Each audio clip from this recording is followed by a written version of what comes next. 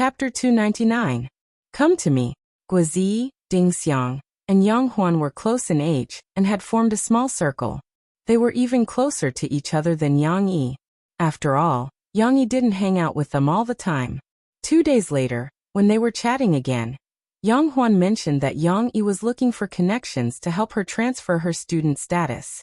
Guizi's eyes lit up and he volunteered. He wasn't trying to please the crowd. He immediately ran to Yang Yi, who was writing a script, and patted his chest, saying that he could do it well. You can? Yang Yi frowned, expressing his doubt. He contacted a few schools, but it was obviously impossible to directly apply for an interprovincial transfer. Yang Yi, who had hit a wall, was ready to go to Lanzhou Kai for help. Of course.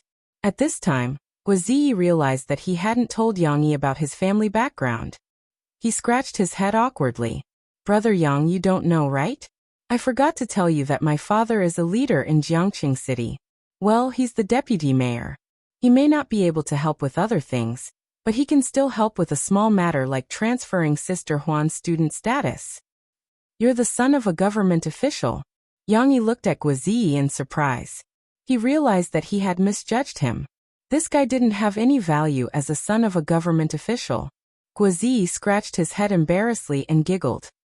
My father doesn't allow me to tell others. He says it's bad for the influence. Guizi was actually quite vague about it. He was too embarrassed to boast about himself.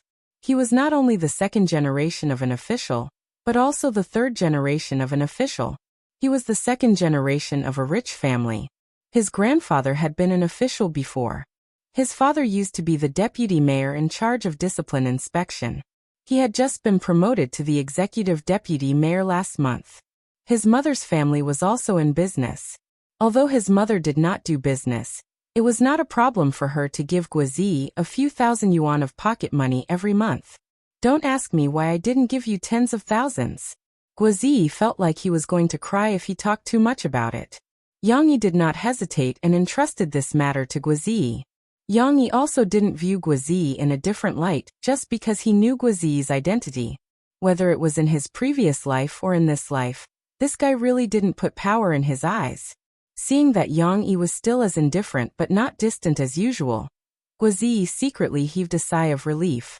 The reason why he didn't reveal his background was not only because of his father's control, but also because he was worried that if he revealed his background, their friendship would change. Just like before, Murphy shuttled back and forth between Shanghai and Beijing these days, trying her best to hit the charts for her new song. And First Dream also showed good momentum. Not only did it take the top spot on the Music Powerhouse chart and other charts, it also squeezed into the top 10 of the Copyright Organization's New Song Bestseller chart. After all, with Coming Across the Sea to See You as a foundation, many people were full of expectations for Murphy's new song. However, at this time, some discordant voices began to appear on some music websites. The melody of this song is good, but the lyrics are vulgar. Mu Xiang personally created this good song, but also destroyed it. Murphy should go back and sing her Coming Across the Sea to See You. What the hell is First Dream? It's terrible. It's said that First Dream is the title song of Murphy's new album. Such a bad song, you can imagine the content of the album later. These bad reviews were like bamboo shoots after a rain, unknowingly occupying the vision of the fans. Although some fans who liked this song fought back, there were too many posts, and they were almost randomly repeating the content. When they were refreshed, it would more or less affect some fans' understanding of the song. The more influential ones were actually not these music websites, but the music review sections of some music magazines. Not only did Lu Shifeng jump out to attack Murphy's new song, but there were also a few well-known music critics who gave very bad reviews. The scary thing was that they had substance to their words, saying nonsense in a serious manner. First Dream is a poison under the banner of chicken soup for the soul. It conveys a wrong idea. It's not wrong to persist in your dreams, but you shouldn't be stubborn. Research shows that 90% of people have a wrong understanding of themselves. If you want to succeed, you need to constantly change, and not be unrepentant. The sudden bad reviews made Murphy a little confused when she heard the news. Sis, did you offend someone? Mo Shaowan asked her privately, This time, it shouldn't be Sister Ling's people who did it. They have no reason to do so, so it could only be an outsider. But how could Murphy think of who she offended? Mo Xiaowang could only attribute this matter to someone being jealous. This was also something that could be expected.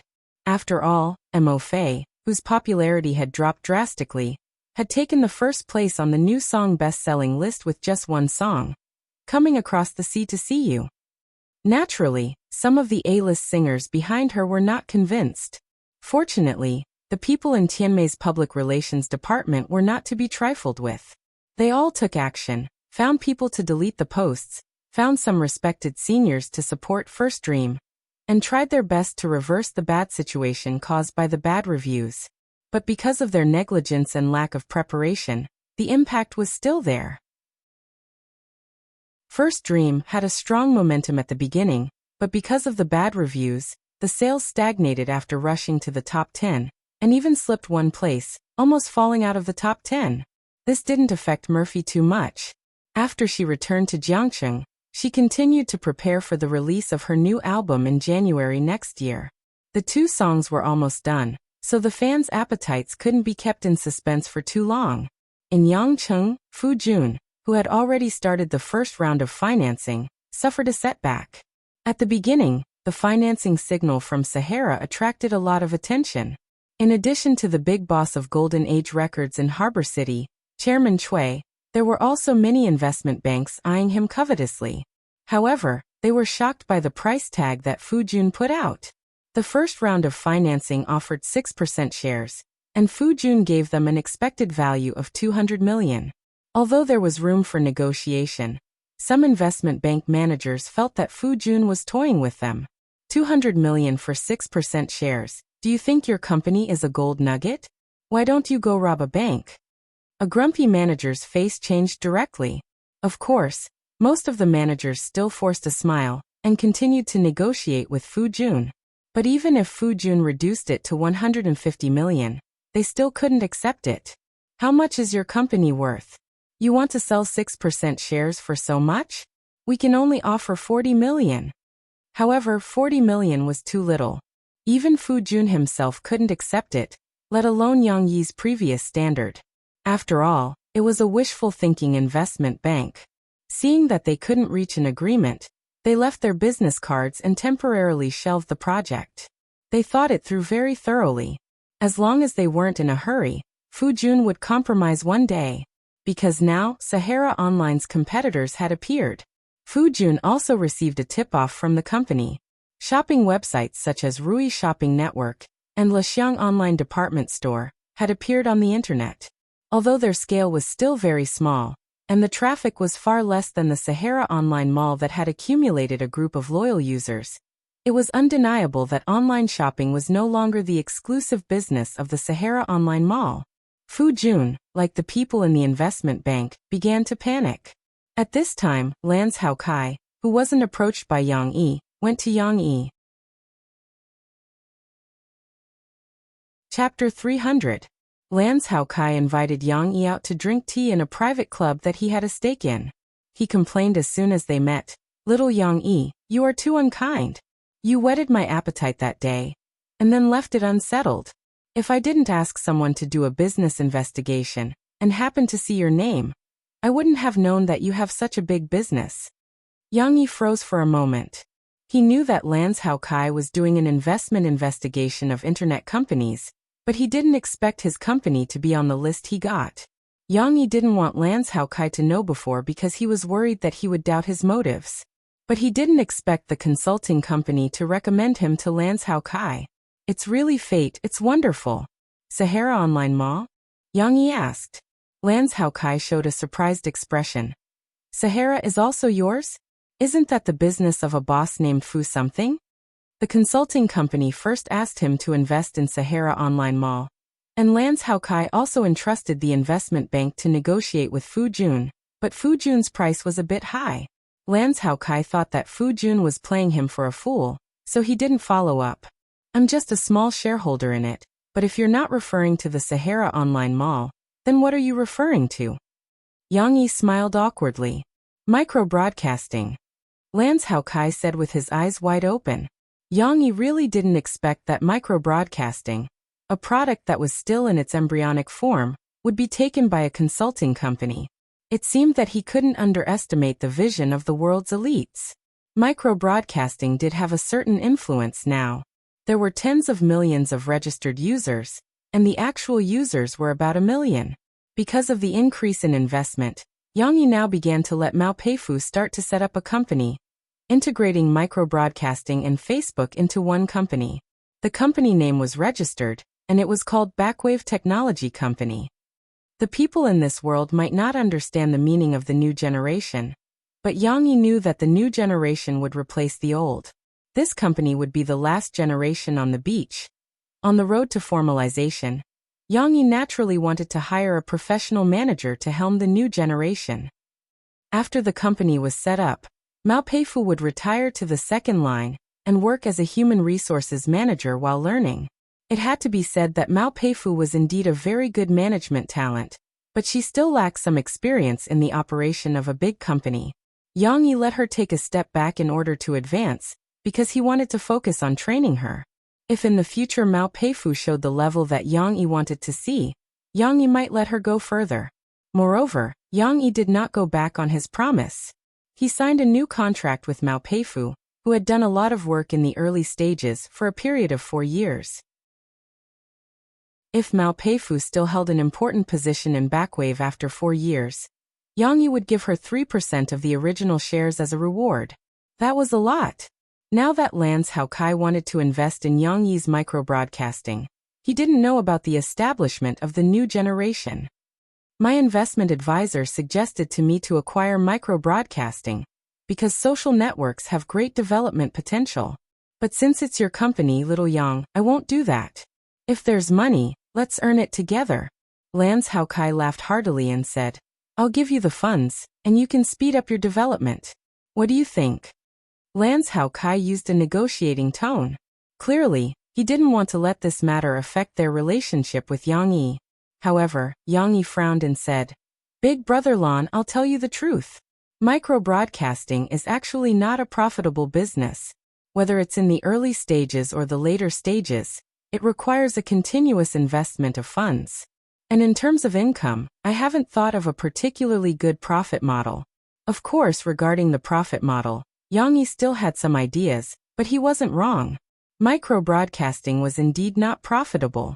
Even for Slagwave in his previous life, it took more than 5 years to turn its losses into profits. And the secret to turning its losses into profits was that it had seized the economic opportunity of short videos and live streaming as the carrier of internet celebrities. Although Yang Yi's micro-broadcasting could be sold at a good price in the future, the main purpose was really not to make money. So instead of investing in micro-broadcasting, why don't you invest in Sahara?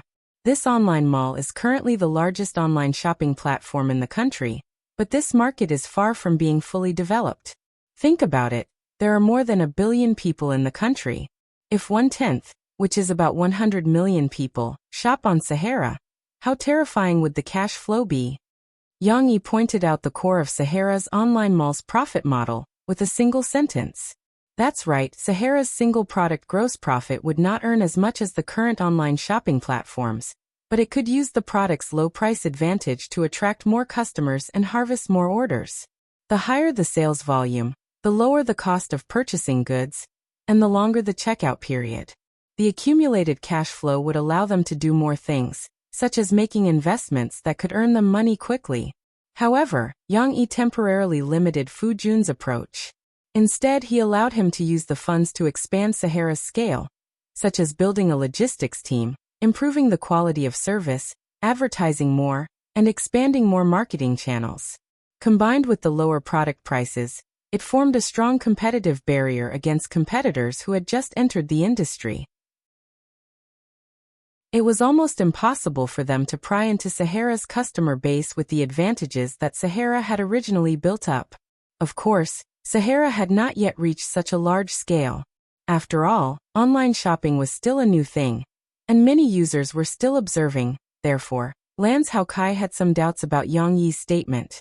Can there be 100 million people participating in it? Is the country so rich now that everyone can afford to go online? Of course not now, but we're looking at the future. Right now, we need to firmly grasp the existing market in our hands. In the future, with the development of the times, the cost of going online will become lower. In addition to the popularity of the mobile internet I told you about, online shopping will become as common as eating and drinking. At that time, Sahara will truly become a behemoth in the internet industry, just like buying a house. As long as there is an endless flow of rural people into the city, then this market will continue to expand. Lance Haokai continued this logic from another perspective. That's right. Yang Yi nodded. Therefore, compared to my micro-broadcasting, this Sahara is more worthy of Big Brother Land's investment. Now Yang Yi had thought it through. Since Lance Haokai had mentioned it, and he and Fu Jun also wanted financing, then why not pull Lance Haokai in? If there was money to be earned, it would be better to keep the goodies within the family. However, Lance Haokai was still a little hesitant. But Boss Fu is asking for a lot of money now. My consulting company gave me the data. This company's market value is at most 200 million, but he wants 100 million from me for just 6% of the shares. Isn't this a little too much? Big Brother Lon, do you know how much this company was worth half a year ago? Yang Yi asked Lance Haokai. How much? Lance Haokai really did not know. Less than 10 million. Yang Yi smiled slightly. And this includes many investments in real estate. In the early days of Sahara Online Bookstore, Fu Jun had indeed been ambitious to make a name for himself. Therefore, whether it was the company's office building or the warehouse for goods transfer, he had invested a lot in both. Don't underestimate these investments. Even if he pulled out of this project, selling off these real estate assets that were still appreciating would still allow him to recoup his capital. Even so, in half a year's time, or rather less than half a year's time, 10 million had turned into a company worth 200 million. This development speed was shocking enough. Big Brother Lon, this is Fu Jun's private number. You can go back and discuss it with your investment consultant again to see if this investment is worth it. Seeing that Lance Haokai was a little moved, Yang Yi did not try to persuade him anymore. He smiled and said to Lance Haokai, "What Sahara needs now is to seize the opportunity. If you can complete the financing earlier, I believe that with its development speed, you will be able to recoup your capital very soon." Lance Haokai naturally would not make a decision based on Yang Yi's one-sided words. Lance Haokai needed to handle a business deal worth hundreds of millions carefully. Even if they were blood brothers, he still needed to settle accounts clearly. It was not impossible for him to hire a consulting company to do a more detailed investigation later on. Chapter 301. Just as Yang Yi and Lance Haokai were drinking tea and chatting, Shishi, who was in kindergarten, encountered a big problem. The little girl was depressed to find that there was no market for her stories. Shishi actually liked to tell stories to her friends and enjoy the admiration of her friends. This feeling was very cool. For this reason, she often made a lot of preparations by herself, such as trying to recall the stories that her father had told her, or asking her mother to read her stories that she had already heard. But recently, Yang Yi had given the books to the parents. Shishi's friends could hear the full version of the story from their parents. Naturally, Shishi's repetition was not as popular as before. Today, when Shishi wanted to tell her friends the story of Pinocchio, Chen Shiyun shouted, "I have heard this. My mother read this story to me yesterday." Lan Xian, who had always been against Chen Shiyun, nodded in agreement. "I also remember that if he lies, his nose will grow longer." The chubby little girl giggled and gestured with her hand on her nose. "Shishi, I want to hear a new story." Young Luochi took Shishi's hand and whispered. But how could Shishi have a new story? Journey to the West was so long that she couldn't remember it. "Let's wait for Shishi's father to tell us a story. Shishi's father will be here soon." Nan Zhaoyu suggested. "I like Shishi's father. I want to bring him my favorite chocolate. My father bought it for me abroad." Lan Xian said happily, "I can dance. Can I dance for Shishi's father?" Young Luochi asked in a low voice. "Well, you all like my papa and don't like me anymore." Shishi pouted unhappily. "No, Shishi, I like you." Nan Xiaoyu patted Xishi's shoulder to comfort her. However, Xishi nimbly dodged and giggled. Xiaoyu, you can't touch girls. Huh? Nan Xiaoyu was dumbfounded. That's how my little aunt defeated Uncle Gua. Xishi excitedly told the story of that day. In her vivid description, Guazi was like a villain who was thrown to the ground by Yang Huan. Yang Huan then gave Guazi a left hook and a right hook to beat Guazi up. The image of a super powerful heroine appeared spontaneously. Wow. Xishi, is your auntie really that amazing? Even Nan Xiaoyu, who had been feeling a little wronged earlier, was dumbfounded. Chen Shiyun looked at her with admiration. Xishi, I want to learn how to fight from your auntie. Even my father isn't as good as her. Chen Shiyun didn't know how she came to such a conclusion, but she was a heroine after all. Chen Shiyun also wanted to be such a powerful character. You can't fight. My mother said that we can't fight. Yang Luoqi was a little anxious to persuade her. Yes. My auntie also said that we can't fight. But as a girl, you must protect yourself. Cici remembered this very well. Xishi's auntie's story was even more wonderful than a fairy tale. Lan Xian, who had been fascinated by the story, quickly nodded.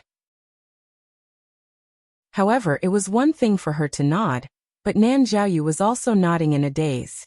In order to prepare for the New Year's Eve party, Mr. Mu and Mr. Shun organized the children to rehearse the play, Ugly Duckling, in the afternoon. After a few days of constant experimentation and substitution, each child finally had a fixed role.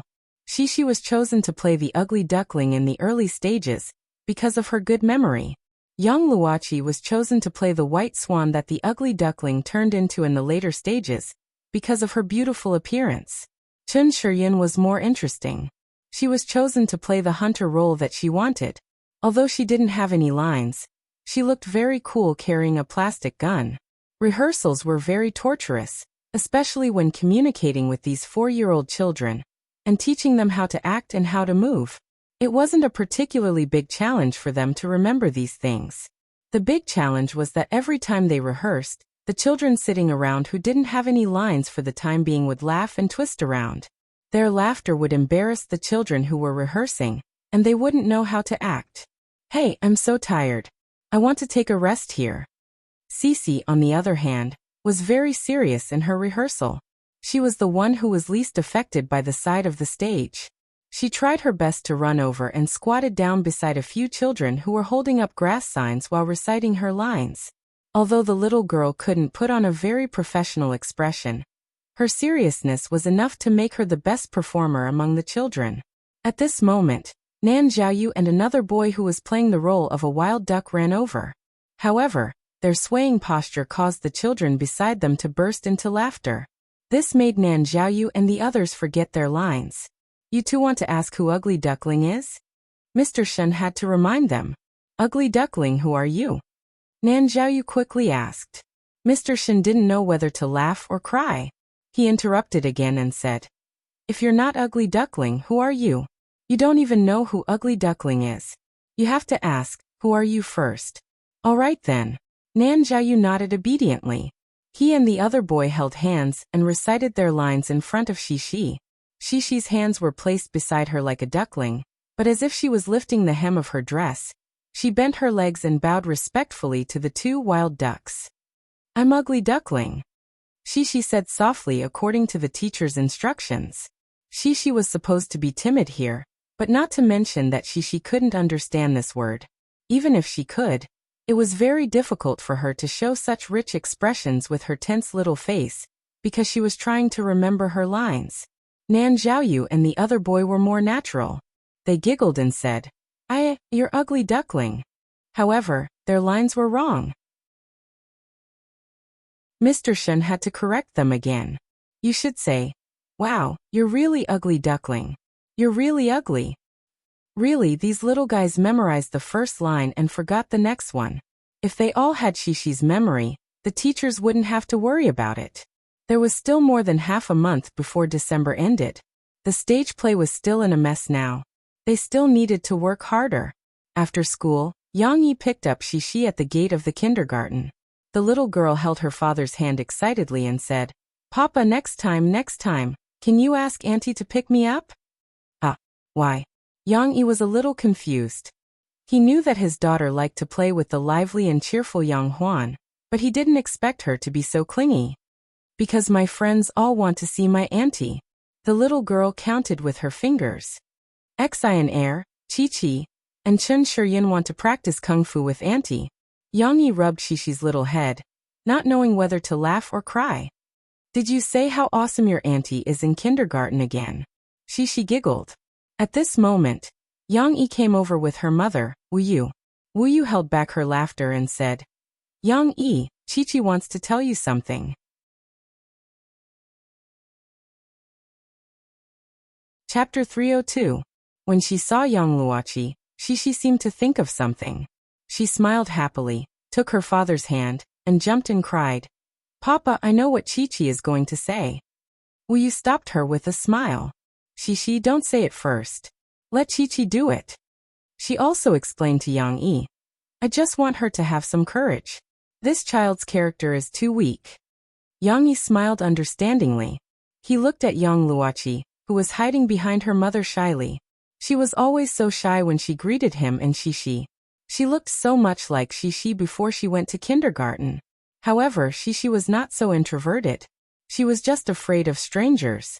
Therefore, after the training in kindergarten, the little girl was much bolder now. In order not to make young Luoqi nervous, Yang Yi squatted down and looked at her with a smile. Under Wu Yu's encouragement, young Luoqi mustered up her courage, walked up, and said softly, Uncle Yang Yi, can I come to your house to play on the weekend? Yang Yi was stunned. He thought the little girl was going to say something. He smiled and said, Of course, I don't have any plans this weekend. You can come over and play with Xishi. Hee Chi-Chi, I told you my papa would agree. Xishi ran up happily and took young Luoqi's hand. The two girls laughed happily. Wu Yu then explained to Yang Yi that there was an English level exam this Saturday. Yang Guo was arranged to invigilate the exam, and Wu Yu had to go to school on the weekend. Wu Yu had signed up for an adult college, so neither of them had time to take care of young Luoqi. Young Luoqi had been saying, Xi and Air often goes to Shishi's house to play. She looked forward to going to Yang Yi's house, so Wu Yu wanted to ask Yang Yi to take care of her daughter. Unlike Lan Xian, who often stayed at home all day, young Luoqi only came to play for half a day. After invigilating the exam, Yang Guo would pick up her daughter. No problem. Xishi is a little bored on the weekend. I'm happy to have friends of the same age to play with her, Yang Yi said with a smile. When they got home, Xishi didn't go upstairs. After Yang Yi stopped the car, she couldn't wait to find Yang Huan in the back. The little girl in the down jacket looked bulging, but her long legs were still very fast. In the blink of an eye, Yang Yi could no longer see his daughter's figure. Yang Huan was also wearing a coffee shop uniform, talking and laughing with Ding Xiang at the bar counter. After coaxing and pestering, Yang Huan finally made Yang Yi compromise. She got the same uniform as Ding Xiang and started to become a coffee shop girl. She and Ding Xiang had complementary personalities. Ding Xiang liked to work hard and make coffee and cakes, while Yang Huan did not have the patience to grind coffee beans slowly. Although Yang Huan was learning how to grind coffee beans, they decided to work separately. Ding Xiang would work at the bar counter, while Yang Huan would serve the customers and serve the coffee to each table. Both Yang Huan and Ding Xiang liked this arrangement. Of course, they didn't have much to do most of the time. So Yang Huan would chat with Ding Xiang and pretend to study, asking Ding Xiang to teach her. After all, she had told Yang Yi that she didn't come to the coffee shop to help, but to study. Yang Yi was skeptical. He didn't have much experience in this area. He didn't know that these kids like to fool their parents with the excuse of buying a cell phone to study, not to use pesticides. Fortunately, after Ding Xiang was entrusted by Yang Yi, she often reminded Yang Huan to study and prepared learning materials for Yang Huan with all her heart. She even went through the high school textbooks and test papers of Jiangnan province and marked out the key points and difficulties. Little auntie, Cici skipped over. Before she arrived, her clear and pleasant voice could be heard. She is back. Yang Huan couldn't help smiling when she saw her little niece. What's the good news today? You look so happy. It's not good news. I'm looking for you, auntie. Well, I want Auntie to help Shishi. The little girl jumped on the round stool in front of the bar. What kind of help? Young Huan asked curiously. That's right, Auntie. Can you go and pick me up? My friends want to see you. Sure. But Shishi, you have to tell me first. Why do your friends want to see me? Young Huan found it interesting. Because I told them that my auntie is the coolest. Shishi raised her little head and said proudly. Cool. Young Huan thought it was a good word. She smiled proudly and gave Shishi a thumbs up. Good, good. You have good taste. At this time, Yang Yi came into the shop. He looked around and saw Du Yuanlei, who was waiting for him in the shop. He took the script and a USB flash drive in a brown paper bag from the bar. Yang Yi had been busy for a few days. He had written the script of the short movie. Because he wanted to expand the MV into a short movie of more than 10 minutes, he added some content and some dialogue. Of course, it was based on the original plot structure. Du Yuanlei had a class in the afternoon, so she had to come to pick up the script now. Yang Yi didn't send her an email directly because he had some details to tell her. Du Yuanlei looked a little strange. After Yang Yi finished, she took the script and said to him in a low voice, Mr. Yang, you are Mu Xiang, right? You know? Yang Yi looked at her in surprise. Yang Yi wasn't surprised that Du Yuanlei saw through his identity. In fact, he felt that Du Yuanlei's reaction was too slow. If Du Yuanlei were to open the script in the craft paper bag, she would definitely discover that the writer of Fairy Tale was Mu Xiang. Yang Yi was the scriptwriter, but Mu Xiang was obviously more famous in the industry. Yang Yi still hoped that the short movie could attract more people for micro-broadcasting. Du Yuanlei had her reasons for being slow. After all, she wanted to be a good director, so she didn't pay much attention to the news of the music industry. Moreover, Mu Xiang wasn't a singer, so he wasn't as famous. Didn't Guozi sing your song before? At the freshman party. Du Yuanlei said with a wry smile. Later, 1 or 2 record companies saw the CD we made at the party. They came to me and asked for your contact information. Du Yuanlei didn't have Mu Xiang's contact information. At that time, she didn't want to look for Guozi. Plus, she had been preparing for her own movie. She was so upset that she just sent those people away. After listening to your fairy tale, I remembered it when I went back, Du Yuanlei said. Yang Yi nodded slightly. He didn't care too much and said with a smile, Since you know, then continue to keep it a secret for me in the future. I don't have any plans to debut.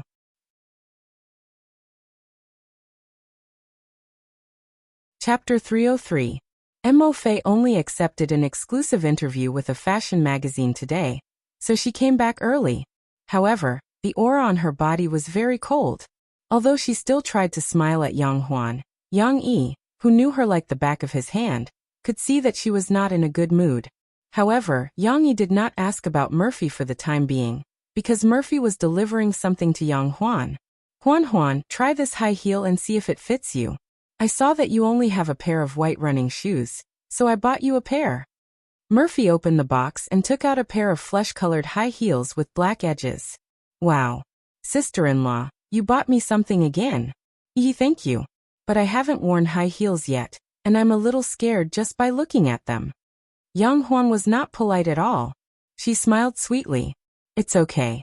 How can a girl not wear high heels? Try it more often, and you'll get used to it. Murphy smiled and explained to her. The heel is not too high, about 5 centimeters. It's a beginner's high heel, so it's just right for you to try it out. When you get used to it, I'll take you to pick something you like. In fact, Yang Yi had never interfered with Mo Fei's affairs, but at this moment, he couldn't help but frown and say, Mo Fei, you don't have to buy new clothes and shoes for her every day. All the clothes are stuffed in a closet. She doesn't know how to fold them, so it's a mess. The most important thing was that it was messy, which made Yang Yi's head hurt. My sister-in-law buys things for me. It's none of your business. It's your fault for not paying me. Yang Yi made a face at Yang Yi. Didn't your brother give you any money? Are you short of money now? Murphy immediately took out her long wallet, took out a stack of 100 yuan notes, and stuffed it into Yang Huan's hand. However, Yang Huan was too embarrassed to take it. She quickly pushed it back. Hey, sister-in-law, I was just joking with my brother. He gives me pocket money. How can I take your money? It's okay. Your brother is your brother. This is from sister-in-law. Take it and buy whatever you like. Murphy pushed her again. She didn't know how to deal with the relationship between her and her sister-in-law. She only cared about using money. You really can't take it, sister-in-law. If my father knew that I asked you for so much money, he would definitely beat me to death. Yang Huan jumped back and stuck out her tongue in embarrassment. What she didn't know was that the clothes Murphy had bought for her in the past few days, no, just the pair of high heels today, were worth more than this stack of bills. After all, it was something Murphy had bought. How could it be something from a street stall? Yang Yi didn't expose her. He smiled and advised, "All right, stop fighting. I'll still give her pocket money. Don't worry, Murphy." Murphy had to give up, but when she put away the money, she saw Shishi's sparkling eyes. What's wrong? Why do you look so sad? Mo Fei blinked her eyes. The little girl pouted and said sadly, Because you all have money. I'm the only one who doesn't." Shishi was growing up. Although she hadn't spent money before, she knew the use of money. She didn't care much about money at first. After all, her father would buy her whatever she wanted. However, now that she saw that even her aunt had money, the little girl began to feel that it was unfair. Shishi, you also need money? What do you need money for? Yang Huan asked with a smile as she tried to walk in her high heels. Murphy couldn't bear to see Yang Huan striding like a tough girl. She quickly went up to her and held her hand to teach her. Slow down. That's not how you walk in high heels. Don't always exert strength on this leg. It's like one leg is longer than the other. If you keep exerting strength on this leg, it will become heavier and heavier. 2 steps. 2 steps. Don't control it. Relax. Go. At this time, Shishi thought hard for a long time but still couldn't figure out what she needed money for. She sighed like an adult and said, "Oh, I don't know what to do with it. But I want it." Yang Yi smiled and said, "It's okay. I'll give you pocket money in the future, and then I'll buy you a piggy bank. You can put the money in there when you want to use it for something. It'll come in handy when you want to use it for something." Really? The little girl was surprised. Really? I'll never lie to you. Yang Yi said softly, "I'll give you 10 yuan a day as pocket money. If you save it for a year, you'll have more than 3,000 yuan. When Shishi is 10 years old, Shishi, you'll be rich too." Shishi had no concept of numbers. She just thought it was fun and jumped up and down happily. Before going to bed at night, the little girl still couldn't forget about the piggy bank. Yang Yi's description of it made her forget about the cold shoulder when she was telling stories in kindergarten. She gradually fell asleep with the sweet imagination of the pink piggy in mind. After she fell asleep, Yang Yi was also playing on the computer in her bedroom. Finally, Yang Yi had time to care about Murphy's work. "You're in a bad mood today. Is it because of something at work?" Yang Yi asked softly as he massaged Murphy's shoulders in her warm pajamas. His big hand gently rubbed her delicate collarbone. "It's not about work. A music critic said in a magazine that First Dream is teaching bad people," Murphy said sadly to Yang Yi. After roughly understanding the current situation of First Dream, Yang Yi frowned slightly. "I think you wrote this song very well. It's because you have to stick to your dreams that you can become the person you want to be. If you keep compromising, how can you succeed?" "How can they say that?" Mo Fei asked seriously. She was a little naive. "How can they say that? This situation is similar to the last time. Your comeback album was also scolded badly. Could it be that Sister Ling is suppressing you?" Yang Yi asked. Shawan said it shouldn't be. Sister Ling is very supportive of my album now. The people in the company are helping me deal with this matter. Murphy was a little puzzled. Then it's possible that other people are jealous and slandering you. His judgment was similar to Mo Xiaojuan's. Yang Yi kissed her smooth face and comforted. "You don't have to take these criticisms to heart. As you said, your agency will handle the public relations matters. You just need to make the album well. When the time comes, the quality and results of the album will be there. No one can say anything about you." Murphy nodded seriously. "I have confidence in you." "Haha, you should have confidence in yourself. Your singing, Murphy, is the best in the entertainment industry. Yang Yi praised. You only know how to coax me, Murphy said angrily, but her heart was sweet. Right, let me tell you. Do you still remember that Zhu Jie you rejected? I don't know where he got a song, but he's going to release a new single soon, Murphy said to Yang Yi. And Yang Yi was a little absent-minded. Although the company said that he wrote the song himself, I don't think it's possible. He might have made a deal with other songwriters. As Murphy said this, she suddenly cried out. She blushed and pulled Yang Yi's big hand out of her collar. What are you doing? Are you going to do something bad again? The fire in Yang Yi's eyes actually touched her heart, but it wasn't appropriate. She blushed and rebuked. Your sister is next door. If I make a sound, how can I face her tomorrow?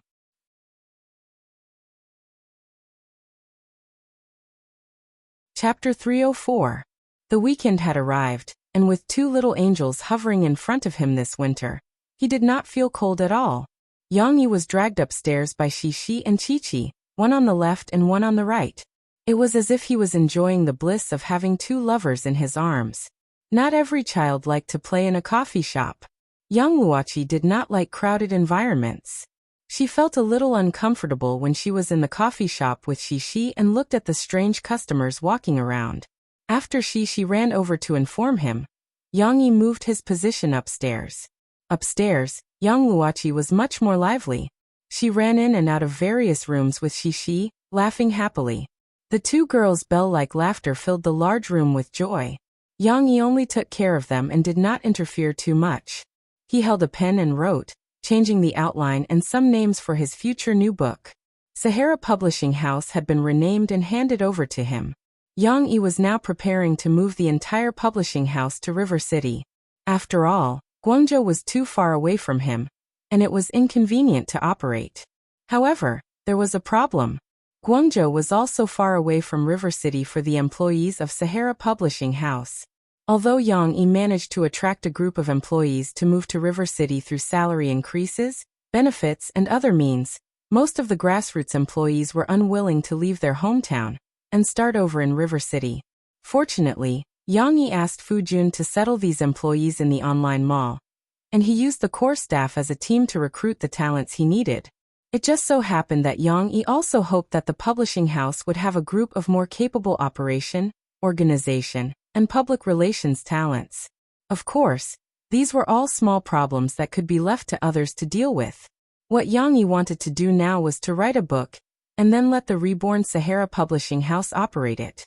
Just like Drawing Sword and Soldier's Assault, it would become a hit. However, the book that Yang Yi wanted to write now needed to be changed a little. After all, the original author and the setting of the story were in Japan. It was obviously a little inappropriate for him to write a story that took place in Japan. If he forcibly changed the setting to China, it would be even more unreasonable because the national conditions in China and Japan were different, and the social atmosphere was also different. It would only make people feel that it was ridiculous. Therefore, Yang Yi had been looking at the information during this period. After some research, he realized that Taiwan was very suitable for his story setting. In this world, China was unified and so was Taiwan. Although it had gone through a period of concession, similar to Hong Kong, it eventually returned to the embrace of its motherland. However, this period of concession history was different from his previous life. Together with the unique geographical environment and location of Treasure Island, there was a period of time when Treasure Island's social environment was similar to that of Japan. Classes were fixed, seniority was determined, the difference in status between men and women was huge, and the concept of marriage was distorted. Fortunately, after they returned and merged with the continent, the special situations gradually disappeared due to the increase in communication. However, Yang Yi felt that he could make use of this special period to change the setting of the original novel. However, Yang Yi's thoughts were interrupted again. Papa! Xi excitedly pulled Yang Luoqi's hand, and the two girls ran over. He didn't know if it was because of the heater or because they ran too fast, but the two girls' faces were flushed, and their foreheads were sweating in the winter. What's wrong? Don't run too fast. What if you fall down later? Yang Yi laughed. No, Uncle Yang Yi. Shishi and I want to dance for you. Young Luochi said in a low voice. Don't look at her soft and weak appearance. In fact, in just over an hour, Young Luochi and Yang Yi had become familiar with each other. Facing familiar people, she was not as shy as before, and she would take the initiative to speak. Oh, is that so? Yang Yi was interested. He put down the notebook in his hand, sat up, and said, Well, how do you want me to cooperate with you? Move the coffee table away? Papa, if we dance well, you have to applaud, and then tell us a story. Shishi took care of Young Luochi like a big sister, and she took the initiative to explain. Chi-Chi wants to listen to your story. So that was the purpose. Yang Yi was happy. No problem. You have to tell us a good story, Young Luochi said in a low voice. You also have to tell us a story that Chi-Chi and I have never heard of. Cece's long eyelashes flickered as she looked at her father with sparkling eyes. Her heart was filled with anticipation as she spoke. Okay. I promise I'll tell you a story that you've never heard of. Yang Yi had already moved the coffee table away, and then ran to the study to get his SLR camera. He set it up to record this scene. He did not intend to upload the video online, but how could he not share such a precious scene with Murphy? The two little guys were still dancing the dance that their kindergarten teacher taught them, and Yang Yi was still shouting the beat. 1 2 3 4 2 2 3 4 3 2 3 4. The two little girls danced at the same time. Young Luochi really had a foundation in dancing. She danced very naturally, and her movements were even more coordinated. It was just that Chi-Chi, who danced, did not smile, and the expression on her little face was very serious. Her vigor made Yang Yi respect her. Shishi, who was on the right, tried hard to follow the beat. She had a good memory and could remember those movements. She did not need to look at Chi-Chi, and just danced on her own. She was in a good mood, and she jumped very hard and was very lively. Although in comparison, Shishi's dance was a little flawed, Yang Yi felt that the flaws could not obscure the beauty. His daughter's dance was lively, and the smile on her face brought endless vitality to the cold camera. If Young Luochi was like Yang Liping, a little peacock who danced alone, elegant, gentle, intelligent, delicate, and fragile, then Shishi was like little Kai-Chi, a little angel who loved to smile. Her long hair fluttered in the wind, and she was lively and pure. Her dance did not have many highlights, but it always left a deep impression in people's minds. No one danced better. It could only be said that they were spring orchids and autumn chrysanthemums, each with their own strengths. In fact, it did not matter what kind of dance it was, and it did not matter whether they danced well or not. The two little girls, who were as beautiful as little flower fairies, were already the most beautiful scene in the world. Yang Yi did not dare to disturb them.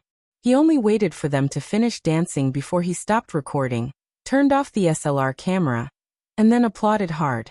Good, very good, très bien. He was so excited that Yang Yi could not help but blurt out a sentence in French. After the dance, the two little girls were a little out of breath.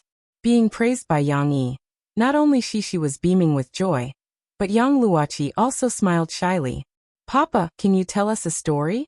Although it was Young Luochi's wish, Shishi was also looking forward to her father's story. Of course. Wait a minute, drink some water and take a breather. I'll go get the sketch paper and tell you a story. Yang Yi smiled and poured water for them, but when he turned around, he saw the two little girls holding hands and jumping around. They were really energetic children. After a while, the two little girls sat in a row on the sofa and looked at Yang Yi expectantly. What do you think this is? Yang Yi drew an animal on the sketch paper. I know. This is an elephant. Shishi was the first to raise her hand. But elephants do not have hair, and their teeth are not curved. Young Luochi said weakly. That's right. Shishi also tilted her little head in confusion. Haha, this is indeed an elephant, but it is not the kind of elephant we usually see in the zoo. This is called a woolly elephant. Yang Yi pointed at his drawing and said, Today we are going to tell the story of this woolly elephant, Manny.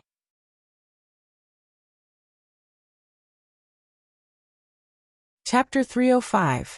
While Yang Yi was telling the story of Ice Age 1 to the two girls, Zhu Jie was recording a program called Music Fast Music in Yangqing City. His routine was similar to Murphy's. But this time, he became the main character. With Ju Jie's lively personality, he had a good performance in variety shows. He had a lot of fun in programs such as playing ping pong, and You Draw I Guess. His appearance rate was extremely high, leaving a deep impression on the two hosts, Chun Hang and Lu Xinqi. I heard that this time, Ju Jie, you brought us your new song, right? Finally, when it came to the main topic, Chun Hang asked with a smile. That's right, it's a very sad song. Sigh, I suggest that the director give Sister Xinqi 2 packs of tissues first. I'm afraid that she will be so moved that her makeup will be ruined by her tears. Between Ju Jie's words, he interacted with Lu Xinqi and the director below the stage. The camera switched back and forth, and his funny image made people unable to help but laugh. It has to be said that Ju Jie participated in many variety shows under the arrangement of the company before, and he even worked as a small host, so his artistic sense was trained. As a host of variety shows, Lu Xinqi still likes this kind of guest very much. It saves her trouble and effort, and he can casually throw a joke, and he can accept it. Ju Jie, I've been thinking, what kind of stimulation did you go through in the past to make you become so eloquent? Lu Xinqi couldn't help but laugh. Simon, who doesn't have a few unbearable pasts? Next I'll sing this song, and you'll probably understand it. Ju Jie began to pretend to be deep, but he couldn't do it well and revealed obvious flaws, but this made the audience below the stage laugh. Well, next, let's invite Ju Jie to sing his upcoming original single.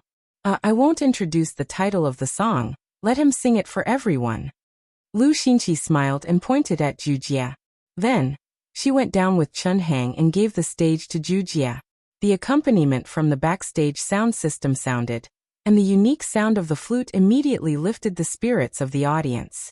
The clear and gentle wind music dyed the song with a layer of sadness.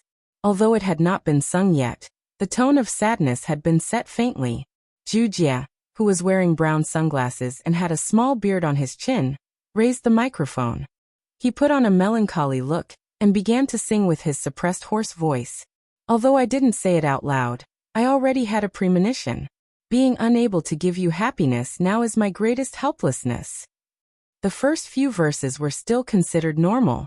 Although Ju Jie's singing was mediocre and his voice lacked highlights, the most important thing for a slobbering song was to enunciate clearly, so that the audience could understand the lyrics. The audience understood that Ju Jie was singing about his failed relationship. However, the scene described in the lyrics was very familiar. The audience, who had experienced the end of their relationship, could empathize with it. The sadness in their hearts arose spontaneously. I used silence to face your confession. The happiness I once had disappeared. It was very sad, just like the helplessness of a breakup. The audience felt that their mood was suppressed, as if they were waiting for an outburst. They were not wrong. With a series of rapid drumming sounds, the suppressed emotions finally broke out. Finally, you became someone else's mistress. I also know that it's not because of love. Ju Jie sang at the top of his voice, and he managed to get the flavor of the song. However, the audience was so stunned that they couldn't care less about their taste. Wait a minute, mistress? The audience below the stage looked at each other. They all felt a little incredulous. Was this serious? His girlfriend became someone else's mistress? But shouldn't this kind of thing be kept a secret and hidden from others? Why did Ju Jie sing it so openly? Chun Hang and Lu Xinqi below the stage also had a wry smile on their faces. The expression of the audience's black question marks was exactly the same as their reaction when they first got the song. However, the director next to him was excited. He felt that once this song came out, it would definitely cause a lot of topics. Whether it was praise or criticism, these firepower would be concentrated on Ju Jie, but the popularity would be shared with music fast. Finally, you became someone else's mistress. From now on, I'm no longer your harbor. When you snuggle in his arms, have you forgotten the love I once gave you? Ju Jie on the stage was still singing with an intoxicated face. His left hand clenched into a fist and covered his chest. His sad appearance made some female audience members feel distressed for him. This feeling was very subtle. They should have been disgusted with this song, but because of Ju Jie's somewhat handsome appearance and the sadness of being hurt by love, These female audience members' maternal instincts were stimulated instead. They really wanted to hug him and comfort him. After the song was finished, the audience was silent. Everyone was so shocked that they forgot to applaud. Cough. I think that those who are not applauding now are the audience who understand me. They are the audience who understand this song. They are the kind audience who are not willing to hurt me. Right? Zhu Jie did not wait for the host to come up, and began to resolve the awkwardness himself. These words made the audience below the stage laugh one after another, and then they all clapped one after another. Thank you, Zhu Jie, for giving our audience such a high evaluation. And thank you for the new song you brought. Sure enough, the song is like its name, Mistress. Chun Hang said and could not help but want to laugh. This is really a special song. Chun Hang is right. It's very special. It's the most special song I've ever heard in my life. I want to ask Zhu Jie, did you really write this song? Lu Xinqi asked the question that many people wanted to ask. Of course, I'm not questioning the copyright of this song. I just think that it should be difficult for a man to make these things public, right? Although Zhu Jie did not want to admit it, he still followed Du Luan's request and smiled awkwardly. I wrote it. It's just my feelings. He could not say it out loud. There was a sense of mystery that could attract more attention. Then let's ask a very gossipy question. Your mistress, was it written about another singer in your company? Lu Xinqi asked. Ah. Zhu Jie asked in surprise. Who? Is there a lot? Zhu Jie's answer made the audience unable to help but let their imagination run wild. It was indeed a little too much, with his wealth and background. The girls in Tianmei who had yet to debut or who were not famous after debuting naturally favored him. Zhu Jie was also at a young and frivolous age, so naturally, he had a few relationships with these girls who sent themselves to his door. But whether he was serious or not, these relationships did not last long. It's Murphy who was exposed by the media before. Lu Xinqi laughed. Today they were going to dig up the news to the end. Zhu Jie was not prepared for this question. Thinking that Murphy was now very popular in the company, he honestly said, of course it was not written for Sister Murphy. The previous report was wrong. The company has clarified that it was a malicious hype by some unscrupulous media. The director and Du Luan, who were in the audience, looked disappointed after hearing that. After the program recording, Du Luan closed the door of the fitting room and began to complain. Jie, why did you deny the matter between you and Murphy to others? Because it was not the case in the first place. That hype was not your idea before, have you forgotten? Zhu Jie said matter-of-factly. And now that Sister Murphy is so popular, if I continue to cause trouble for her, my aunt will kill me. Du Luan said resentfully. Then you don't have to clarify it directly. Now that Murphy is so popular, you can be a little vague and let the media guess. Then you can use her popularity, right? Let me tell you, if you use her, you will really become popular. It doesn't matter even if you clarify it at that time. Oh. AI, that's right. Why didn't I think of that? Zhu Jie patted his head and looked annoyed. Forget it. Since you've already said it, we can't let the program crew re-record it.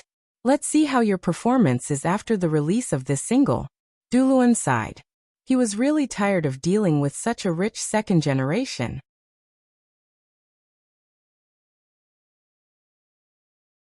Chapter 306. Unaware that his song had almost caused another scandal in the entertainment industry, Yang Yi was still telling the kids the story of Ice Age.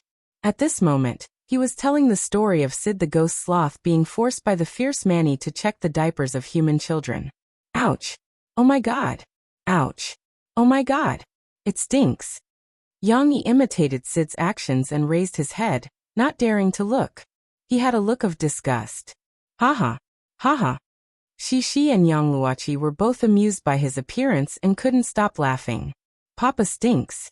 Yang Luoqi couldn't help but laugh. Stinks! Stinks! Shi also joined in the fun. Seeing how happy the two kids were, Yang Yi, who had been teased, smiled. He was a little reluctant to return Yang Luoqi to Yang Gua. Just as Yang Yi was telling the story vividly, Guazi arrived at the coffee shop. As soon as he arrived, he called out eagerly, Sister Huan, Sister Huan. If someone else had called her that, Yang Huan might have suspected that he was up to something. However, Guozi was a guy with a big mouth. Obviously, he didn't have the guts to like a kung fu girl who would knock him down if he didn't like her. Of course, it wasn't that he didn't have any ulterior motives. Yang Huan had always felt that Guozi wasn't satisfied and wanted to get back at her. Therefore, she looked at Guozi warily and asked, "What's wrong? Why are you calling her so sweetly today? What are you up to?" "What am I up to? I mean, do you want to watch someone else film?" Guozi said cheerfully. "Sister Lei? Isn't she still preparing? It hasn't started yet." Yang Huan was confused. No, she's just fooling around. I'm going to watch a big scene today. Do you want to watch it together?" Guozi tempted. "A big scene? How big is it?" Yang Huan was interested. She loved to join in the fun. "As big as you want." Guozi spread out his hands and said generously. "But I have to help Sister Ding Xiang. There's work here." Yang Huan wanted to go, but she hesitated. Ding Xiang happened to pass by. She smiled and said, "It's okay, Huan Huan. You go and have fun. I'll take care of the coffee shop." "No, how can I leave Sister Ding Xiang behind? Anyway, the weather is quite cold and there aren't many guests. Why don't you come with me? I'll talk to my elder brother about it. I'm sure he'll agree." Yang Huan rolled his eyes and said. Ding Xiang shook her head. "I'm not interested in acting. If I have time, I'd rather read more books. The final exam is coming soon. Go ahead, don't worry about me." Yang Huan didn't say anything more. She packed up excitedly and went out with Guozi. She even went upstairs to change into casual sportswear and her white shoes. Yang Yi, who was telling stories to the two girls, thought she was having fun on campus. He didn't pay much attention to her. He just reminded her to bring the cell phone Murphy bought for her, so that it would be convenient for them to contact each other. However, Guozi took her to a taxi and drove all the way out of Jiangqing Media University and Tingshan District. "Where are we going?" Yang Huan was confused. "To the army." Guozi turned around from the front passenger seat excitedly. "I have a friend who is filming in the army camp. Let's go and visit her." "Don't worry, I've arranged everything." Sure enough, only Soldiers Assault, which was shooting in the army camp of Jiangnan, could have such a big scene. Guozi spent a lot of effort to trick Yang Huan into coming out just to show off his connections. "Look, I know the male lead of this movie." Even if he couldn't change the way he called Yang Huan's sister Huan, Guozi wanted Yang Huan to look at him with admiration. When they arrived at the army camp of Jiangnan, the taxi couldn't get in. Guozi and Yang Huan got out of the car at the gate of the army camp. He called Geng Sha. After a while, Geng Sha's honest face appeared at the door of the waiting room. "Mr. Guo." His cheerful voice was still the same as it was a few months ago. Even though he was now the male lead, he didn't put on airs. "Geng Sha." Guozi hugged him happily and introduced. "Geng Sha, this is Yang Huan. Yang Huan, this is Geng Sha, the male lead of this movie." "Hey, Mr. Guo, don't say that. I'm just one of them. Director Chen said that many actors in this movie are male leads. There's no difference." Geng Sha scratched his head. "This is your girlfriend, right?" "Yang Huan, nice to meet you." No, we're just friends." Yang Huan and Guozi both denied it and explained.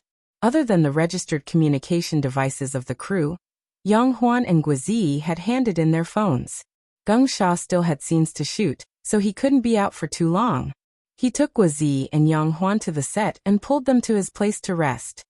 He pulled out a bench for them to sit on and gave them water. Then he hurried back to report.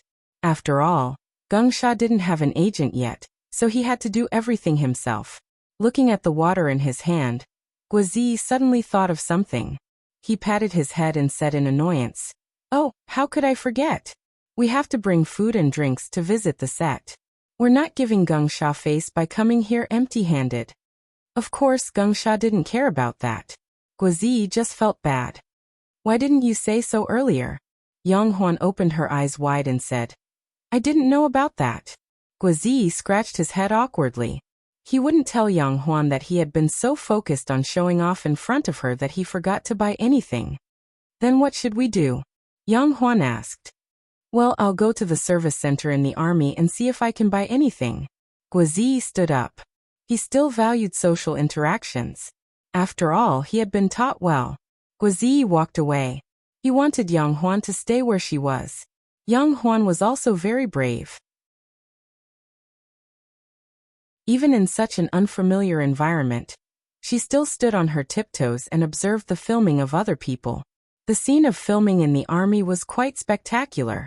A group of soldiers who were acting as extras walked around, and there were trucks rumbling past. What made Yang Huan even more interested was that there was a tank parked nearby, but it was tied up to a train. Perhaps it was because of Yang Huan's arrival that the shooting went smoothly. Almost all of the scenes were completed in one take. After a while, a stage supervisor was already shouting through a loudspeaker to pack up and move to the set. Suddenly, the scene became chaotic. Yang Huan looked at a group of people running around. Trolleys, flatbeds, and all kinds of tools were brought to the set. Yang Huan sat on the bench in a daze. Geng Sha, who was listening to the director, stood beside Chen Fengchen and listened attentively. For a moment, he forgot about Guazi and Yang Huan. Suddenly, a stage supervisor walked over. He frowned and yelled at Yang Huan. "What are you doing? Hurry up and leave with the rest. This place is going to be cleared out soon." There were no actresses in the set. They were all men. Women could only be workers or agents of some actors. However, Yang Huan didn't look like an agent. However, the stage supervisor was also very busy. He ran away after yelling and didn't have time to talk to Yang Huan. I'm waiting for someone." Yang Huan looked at the man's back and stopped mid-sentence. Yang Huan looked around. She couldn't see Geng Sha in the tent, nor could she see Guazi's shadow. She started to worry. Why don't I follow them? He'll come looking for me when the time comes. I can't just stay here alone. Yang Huan was calm and not panicked at all. After making up his mind, Yang Huan stood up and left with a group of extras, who had just finished their performance and were about to leave. Didn't she say she wanted to follow the rest?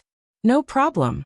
10 minutes later, Geng Sha, who came out of Chen Fengchen's tent, remembered his friend. He quickly returned to the bench.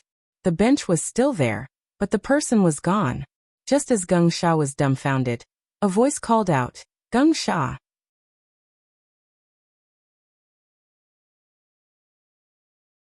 Chapter 307. He turned around and saw Guazi panting as he returned with a box of soda. "Hey Geng Sha, look. I brought the soda for visiting the set. Take it and share it with the other actors." "Mr. Gua, why did you still buy stuff? I was scared to death when you suddenly disappeared. I thought you guys had gone somewhere."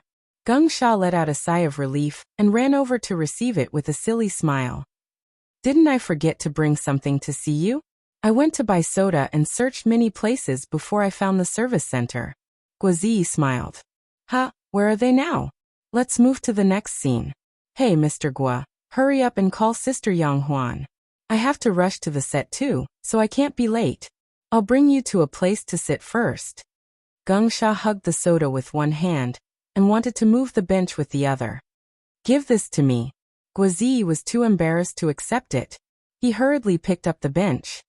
"Isn't Yang Huan with you? I told her to stay here and wait for me to come back."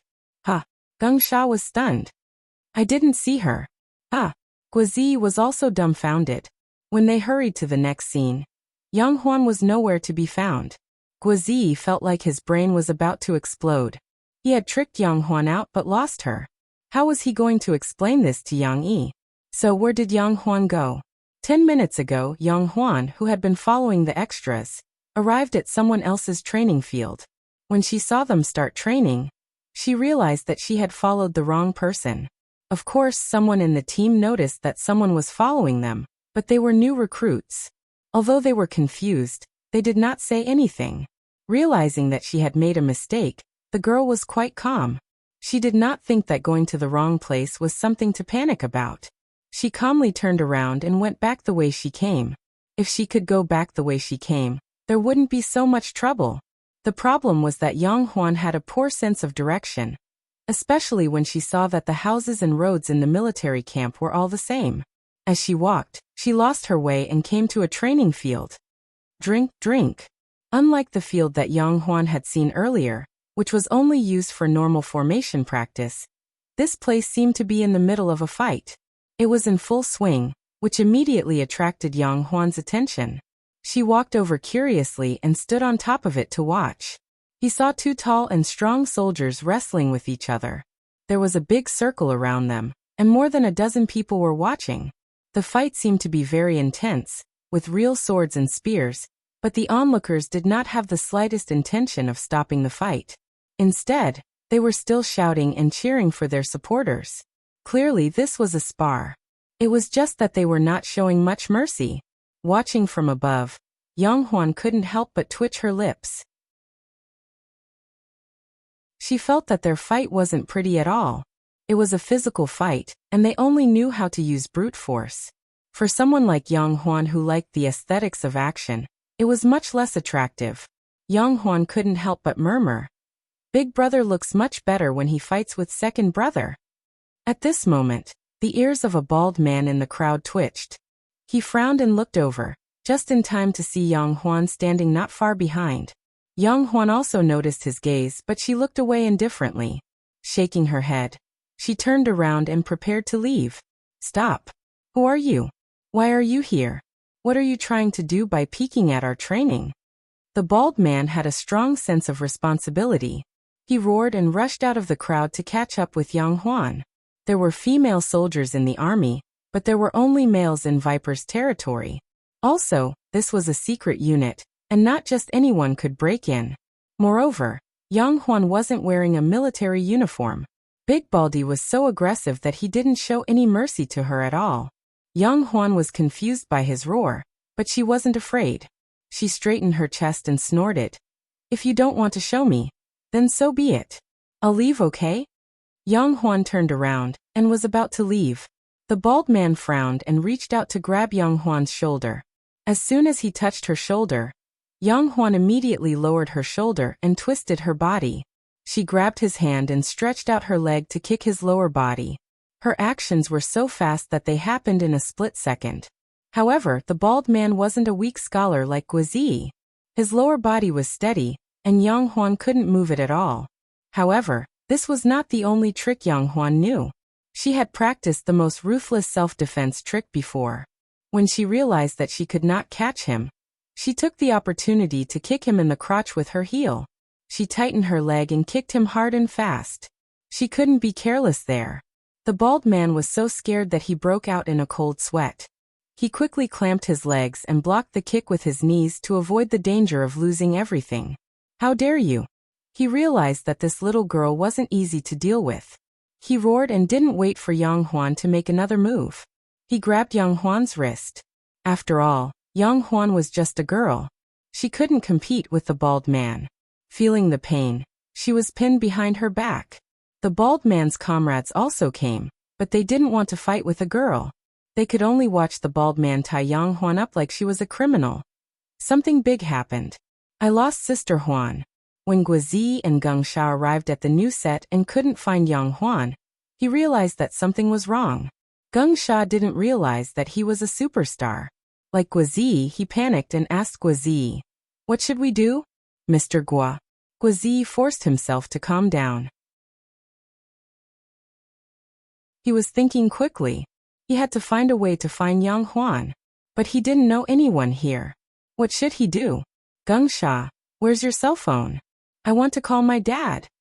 Guizi's eyes lit up, and he raised his head. Guizi just remembered that his father was the deputy mayor. He didn't care if his father would beat him up. He wanted to borrow Geng Sha's cell phone to call his father for help. Although this was looking for distant water to quench one's thirst, no matter what, this was still a way. Don't ask why Guizi didn't use his cell phone. His cell phone was at the gate. Geng Sha searched his body, but he couldn't find it. Then he remembered that he was wearing a military uniform, and his cell phone was with the stage supervisor. "Geng Sha, what are you doing here? Why don't you go and prepare?" At this time, an old voice came from the side. It was strict but kind. Guizi and Geng Sha hurriedly turned their heads. They knew the person who had come. Wasn't this the great director of this movie, Chen Fengqian? He was the last to arrive. A famous director naturally had his own style. What Guozi didn't know was that Chen Fengchen actually liked Geng Sha, who was honest and serious. Therefore, he was strict with Geng Sha, but he did his best to train and take care of him. Guozi was still clinging to his original impression of Chen Fengchen. His original impression of Chen Fengchen was that he was a man of his words, and when he was angry, he was scary. "Director, my friend is here to see me." Geng Sha was also very scared. He trembled and spilled everything. She disappeared in the military camp. Disappeared? How did she disappear? Who is he? Chen Fengchen furrowed his brows. He is also my friend. He came with her.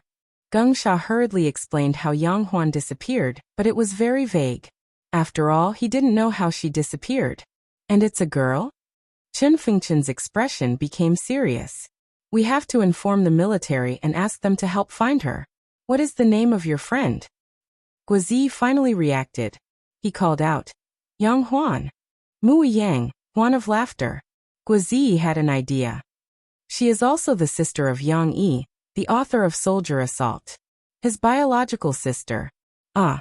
Geng Sha and Chen Fengchen exclaimed at the same time.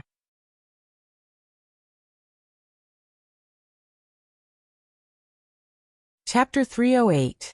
Name, nationality, and where did you come from? Why did you peep at our training? Baldy tied up Yang Huan's hands. He didn't take her to the small dark room, but interrogated her in public. Of course, Baldy had been guarding against Yang Huan's feet. She was not someone to be trifled with. Yang Huan didn't want to fight again. She was just being impulsive. She didn't want to challenge the military's authority. However, she was still calm. When she heard Baldy say that she was peeping, she was a little annoyed. She rolled her eyes and said, "Who peeped at your training? This is a hand-to-hand fight without any skills. I learned it when I was 3 years old. What's there to peep at?" Hearing that, the two soldiers who were wrestling just now scratched their heads awkwardly. Their brothers also tried to hold back their laughter. They were despised by a little girl. They had to make fun of them when they got back. Baldy was not as eloquent as Yang Huan. He was choked by Yang Huan and could not say anything for a long time. After a while he stammered, Don't quibble.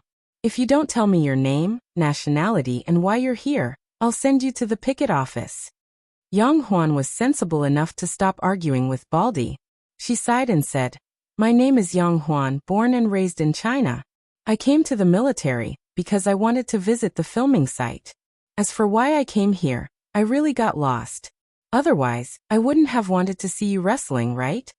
The news of the soldiers' assault filming with the Jiangnan military district had long spread, so it was reasonable to say that. Baldy and his comrades looked at each other and were in a dilemma. What should we do? Sending her to the picket office was the right choice, but they felt that they would make a big deal out of it.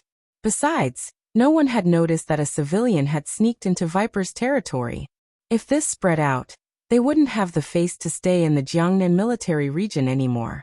Of course they were in the wrong. They were stationed in the military region, and there was a layer of defense outside. They were used to living a comfortable life, and their management was careless. They had to reflect on it seriously. However, this kind of problem should be solved internally. It would be embarrassing if this spread out. Why don't we send him to the picket office? Baldy felt that someone was spying on them. It was not a small problem. It would not be good to hide it. However, not everyone was as incorruptible as Baldy. Some of them felt sorry for Yang Huan, because of her beauty. Baldy suggested, "Why don't we ask her to call her family? We can contact her relatives. We can also ask the security office to check the situation. If she really got lost because she came to watch the shooting, it's understandable. Let's talk to her family and ask them to do some ideological work. If there really is a problem, it doesn't matter if you send him to the picket office." "That's a good idea." The others nodded in agreement. "Should we tell Oldley about it?" Someone asked again. "Isn't DeBeo here? I'll report to Oldley later." While they were discussing, Yang Huan gradually felt that he should be in a panic. What if he was really caught by these soldiers and not released? Being surrounded by so many strong men, as a weak woman, would she encounter something terrifying? In her panic, the first person that came to Yang Huan's mind was Yang Yi. Tell them your parents' phone number and ask them to come here. Baldi Guadabeo agreed with his comrades and said to Yang Huan, "My parents are not in Jiang City. Can I tell them my brother's phone number?" Yang Huan said a string of numbers. It was Yang Yi's phone number. She tried to calm herself down. "Call him. He will definitely come to pick me up." "What's your brother's name?" Guadabeo patted his pocket and did not find a pen. Fortunately, his teammate gave him one. He lowered his head and wrote it down while asking casually, "Yang Yi Moi Yang Che, write a lost character next to the character E." Yang Huan took the initiative to tell him the details this time. "Yang E." Guadabeo scribbled on his palm. The more he wrote and read, the more familiar he felt it was. Guadabeo opened his eyes wide and shouted, "Yang Yi." "Yes, Yang Yi." Yang Huan was not frightened by Guadabeo. She was just confused. "Why are you so fierce all of a sudden? Where does your brother live? Is it Jiang Chuan?" Guadabeo was not sure. He grabbed Yang Huan's shoulder excitedly and asked, "Ouch. You hurt me." Yang Huan raised her knee angrily. This time, she was just pretending to scare Guadabeo away. She said unhappily, "So what? My brother used to be a soldier. I'm not afraid of you." Guadabeo looked at Yang Huan awkwardly and did not dare to step forward. It seemed that it was almost certain that the flood had rushed to the Dragon King's temple. At noon, Yang Gua came to pick up Yang Luoqi. The little girl was reluctant to go back. She held back her tears and said pitifully, "I don't want to go back. I want to listen to Uncle Yang Yi's story with Shishi." "Uncle Yang Gua, can you let Chi-Chi play in our house? She likes it here a lot." Shishi was anxious to see her little friend crying. She took the initiative to plead for Yang Luoqi. Yang Gua and Yang Yi did not know whether to laugh or cry. Although Yang Yi liked Yang Luoqi a little, she was someone else's child after all. He rubbed Shishi's little head and said with a smile, "It's getting late. Chi-Chi needs to go home. Uncle Yang Yi is not very free either. He is going to pick Chi-Chi up on the way home." But Xi and Air is also going back at night." Shishi pouted and said unhappily, "I want to have lunch with Chi-Chi." "Yang Gua, why don't you and Chi-Chi stay here for lunch? Let's leave after lunch. Maybe their mood will be better, and we can slowly work on the children's thoughts." Yang Yi pulled Yang Gua over to discuss. Yang Gua was a little hesitant, but when he saw his daughter's tear-stained face, his heart softened and he nodded. During lunch, Yang Yi excitedly took out his SLR camera. He did not have time to copy the video to the computer. He took out the small screen of the SLR camera and showed the two girls dance to Yang Gua. "Chi-Chi, you have never taken the initiative to dance for your father." Yang Gua complained to his daughter as he watched and expressed his deep jealousy. Yang Luoqi and Shishi held hands and snuggled up to each other as they giggled. But soon, Yang Gua had to leave with Yang Luoqi. This was because Yang Yi received a call from Guazi. The little fatty's voice was very sad and he was blaming himself. "Brother Yang, I lost Sister Huan." Yang Yi was still a little confused when he heard this. He asked nervously and understood the situation. In fact, when Chen Fengchen found out about Yang Huan's identity, he had already informed the military to help find her. However, Guazi felt bad and worried that something might happen. He had to inform Yang Yi in time. Yang Yi was not very worried when Yang Huan went missing in the Jiangnan military region.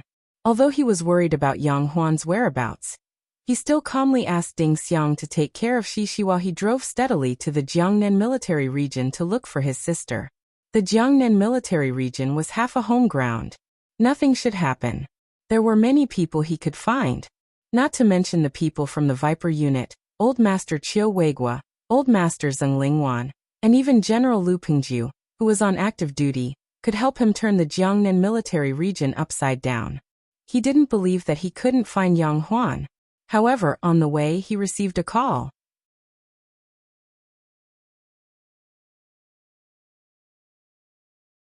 Chapter 309. By the time Yang Yi arrived at the Jiangnan military district, the matter had been settled. Yang Huan had been found, and Guazi and the others had also been informed. Everyone was relieved, except for one person. Yang Yi walked into the empty meeting room and saw Guadabeo standing behind Yang Huan awkwardly. Young Huan was sitting in her seat, pouting. When Guadabeo poured tea for her, Young Huan turned her head away awkwardly. There were two other people in the meeting room. One was Guazi, and the other one was Yang Yi.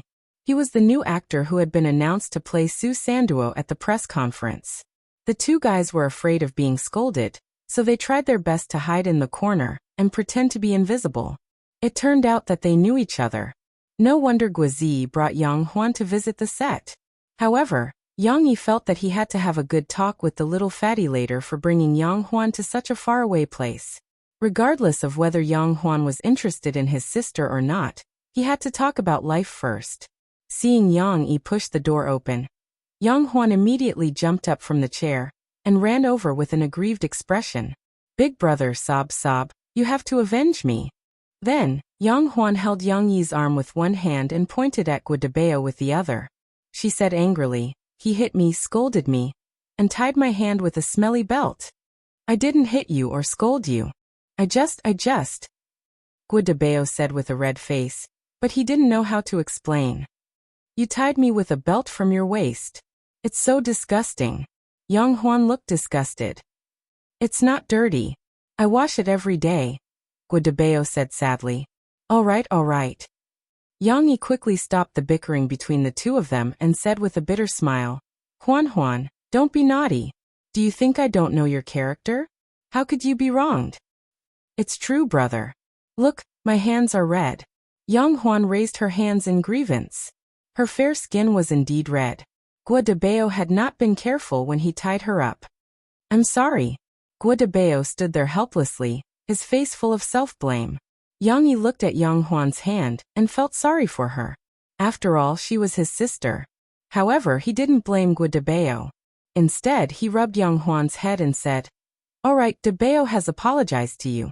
You really don't let people have peace of mind. Of all the things you could do, why did you come to the military camp to cause trouble?" The culprit, Guazi, shrank back with an embarrassed expression. "I wasn't fooling around. I was just following the crew. Who knew that I would follow the wrong person and get lost?" Yang Huan said, feeling wronged. "How can you blame me? Even so, you can't just wander around. What kind of place is the military camp? Have you ever heard of military grounds where unauthorized personnel are not allowed to enter? Dabao is already letting you off by not shooting you to death. It's my fault. It's all my fault. Yang Yi, please don't blame your sister. It's all my fault." Guadabeo hurried to take the blame. His words surprised Yang Huan, who was rubbing her eyes and pretending to be crying, and she looked up at him in surprise. She didn't expect that he would speak up for her. Yang Huan's anger had mostly dissipated.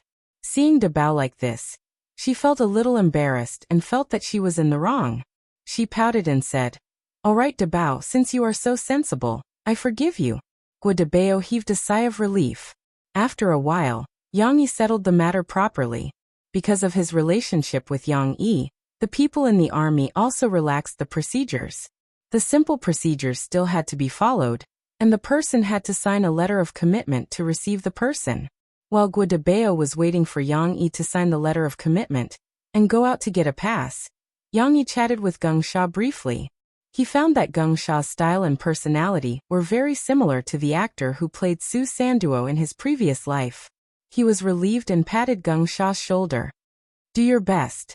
This is your chance to soar. I have faith in you." Geng Sha scratched his head embarrassedly after being praised by the author of the original novel. "Thank you, brother. Oh, by the way, do you have an agent?" Yang Yi suddenly asked. No, I don't have time to think about it. Sorry, brother Yang." Geng Sha scratched his head and smiled. "Don't be sorry. It's your own business. I'm just asking out of concern." Yang Yi smiled. "But I have a piece of advice for you. Find a female agent." Geng Sha was a little confused. Yang Yi smiled and didn't mention it again. Just as Yang Yi was about to leave, Chen Fengchen appeared. Director Chen was very busy. He just went to deal with some matters, but he definitely wanted to see Yang Yi. "Mr. Yang, you're finally here. It's really not easy to see a busy person like you." The old man was a little resentful. He seemed to be still holding a grudge against Yang Yi for not accepting his invitation to the press conference. But you're really troublesome. The crew stopped filming at noon to find someone for you. Yang Huan hid behind Yang Yi and poked Guizi. She whispered, "Who's that old man?" "Director, a great director." Guizi also tried his best to lower his voice. Yang Yi really didn't want to meet the old man. The old man had been trying to pull him in by exposing Yang Yi's identity as a means of publicity, but Yang Yi didn't agree. Yang Yi cupped his hands and smiled bitterly. "Director Chen, I'm sorry to have caused you trouble. I'll go back and teach my sister a lesson." "That won't do. You have to make it up to her. How about you come to the press conference when we finish filming?" Chen Fengchen was still thinking about this. "Director Chen, you know that I'm used to being a wild crane. I don't like being watched." Yang Yi shook his head. "This is your work. You're willing to let it go?" Chen Fengchen asked. "Your readers wholeheartedly support your work. Can't you satisfy their desire to know more about you?" Yang Yi was silent. Chang Zi and Fu Jun had repeatedly mentioned this to him. Logically speaking, Yang Yi should have some fan activities or a signing event. However, Yang Yi still didn't want to give up his peaceful life, so he hadn't agreed. "There's still a long time before we finish filming this movie. Take your time to think about it. If you still don't agree, I'll ask you again in a few days." Chen Fengchen laughed and turned to leave. After returning, Yang Yi couldn't help but teach Guizi and Yang Huan a lesson. The two guys who had caused trouble didn't dare to argue back. However, Yang Huan wouldn't give in so easily. When Murphy came back, she pretended to be wronged and ran to Murphy. "Sister-in-law, you have to help me. My brother didn't speak for me. He even helped others scold me." Murphy also helped her sister-in-law to blame Yang Yi. Seeing that they were echoing each other, Yang Yi rationally avoided the limelight by staying silent. He sighed helplessly in his heart. Women are really unreasonable. In the evening, Yang Yi showed the video of Shishi and Yang Luoqi dancing to Murphy. On the computer screen, the two long-legged girls in white pantyhose were jumping around. They were very cute. "Look at Shishi. She's smiling so happily." Murphy was very happy. She took Yang Yi's arm and whispered, "I always feel that Shishi is the only child in the family. It's a bit lonely." "You mean? Didn't Shishi say that she wanted a brother or sister a while ago?" Murphy said shyly. She was a bit embarrassed to say the rest of her words. Yang Yi was very excited. He put Murphy on his lap and whispered in her ear, "You mean let's have another child?" "Yeah." Murphy seemed to be drunk. Her face was red and her eyes were blurry. "That's not a problem. As long as you're willing, we can do it anytime." Yang Yi's breathing was heavy. His hands started to move indecently. Murphy quickly grabbed his hands and said with a red face, "Let me finish. I have a plan. Next year, my album protection month will be over. It'll be Chinese New Year soon. I want to bring Shishi back to your hometown to meet your parents. Then, I'll bring you back to America to meet my parents. After we're done, we'll announce our relationship. We don't have to hide it from others anymore. And then, when will we have another child?" Yang Yi's lips brushed past Murphy's lustrous ear. Mo Fei's heart trembled, and her body went limp. She didn't even have the strength to grab Yang Yi's hand, and her voice was as melodious as a song. "Whenever you want."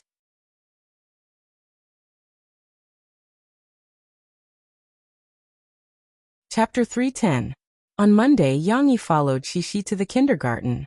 Today he was going to tell stories to all the children in the Springfield kindergarten, which was a good experience. After agreeing to Teacher Mu's invitation, Yang Yi made careful preparations. He not only adapted the original story, but also drew some colorful illustrations with the computer to make it easier for the children to understand. Uncle Yang Yi.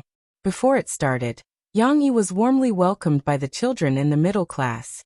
Lan Xian, Yang Luoqi, Chen Shiyan, and Nan Zhaoyu all excitedly surrounded Yang Yi, fighting to be the first to hold Yang Yi's hand, as if they couldn't walk without holding hands. Shishi was very proud at first, but it didn't take long for the little girl to become a little jealous. She ran over, hugged her father's thigh, and said with a pout, "This is my papa, don't steal my papa." The little girl didn't know that if she didn't like to describe her father as omnipotent, her friends wouldn't worship Yang Yi as Superman. Finally, Yang Yi was surrounded by the children and came to the kindergarten's big classroom. The classroom was very big and full of small stools. The teachers of different grades stood and directed the children in their classes to sit in rows. These hundreds of children were chattering, and each of them said a sentence. The big classroom was about to be turned upside down.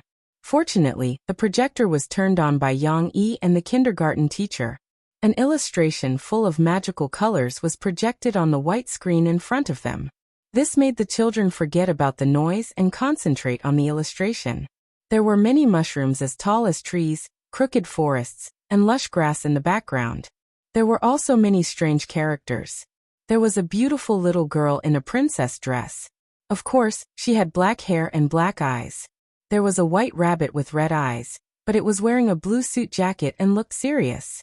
There was a clown with red curly hair wearing a tall hat. His clothes were gorgeous and even somewhat flirtatious. There was a queen character with red hair, blue eyeshadow, and an extremely arrogant expression.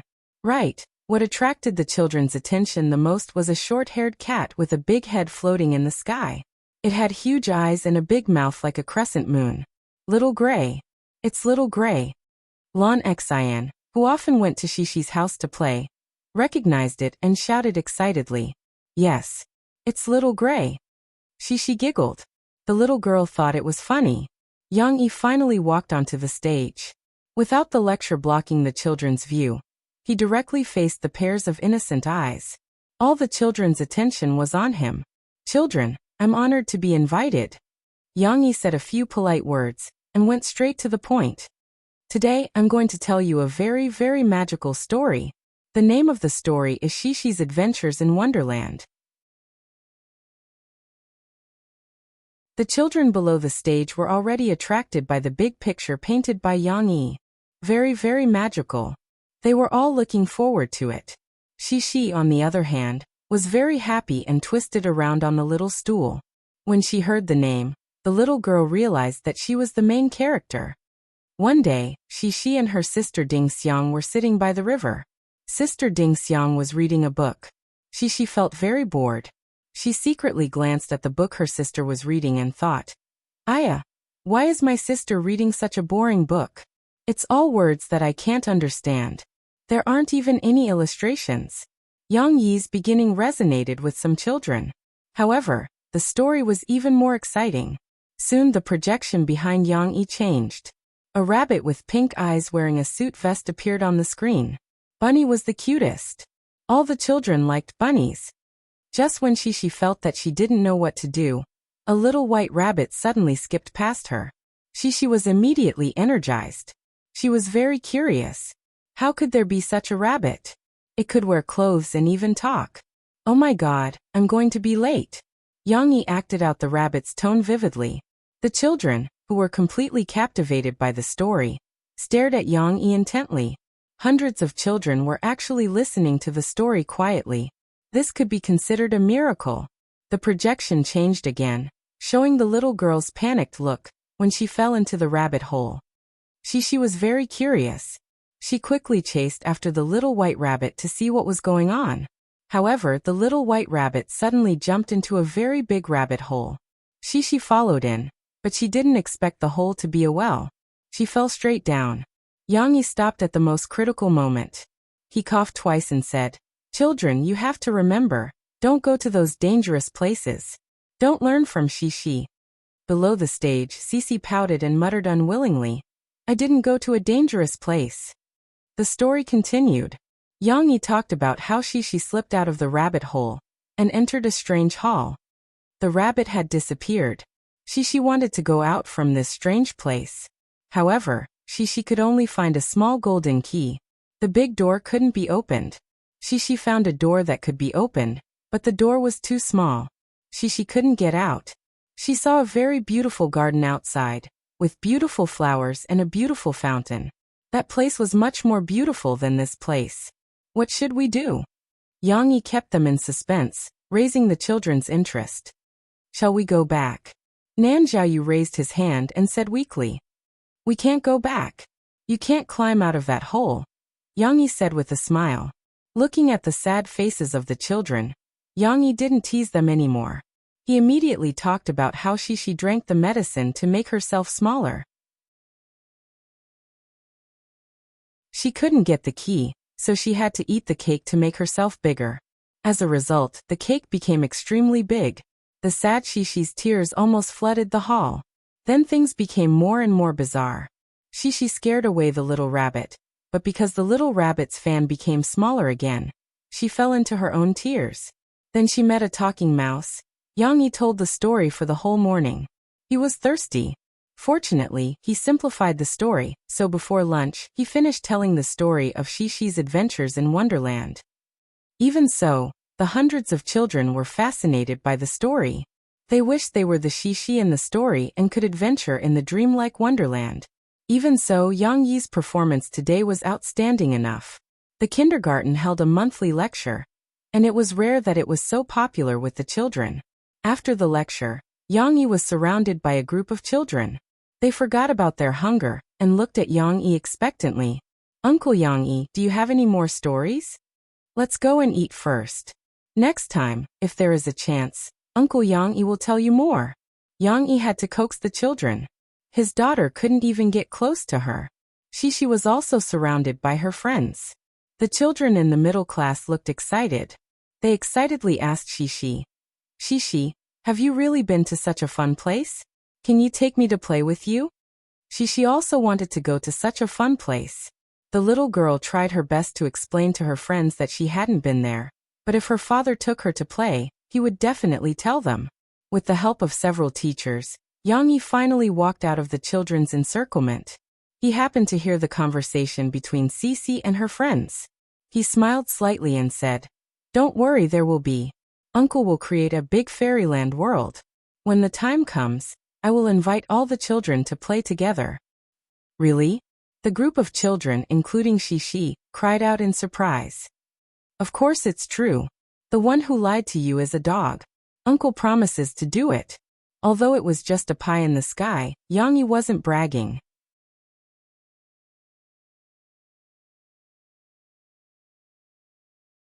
Chapter 311. Another week had passed.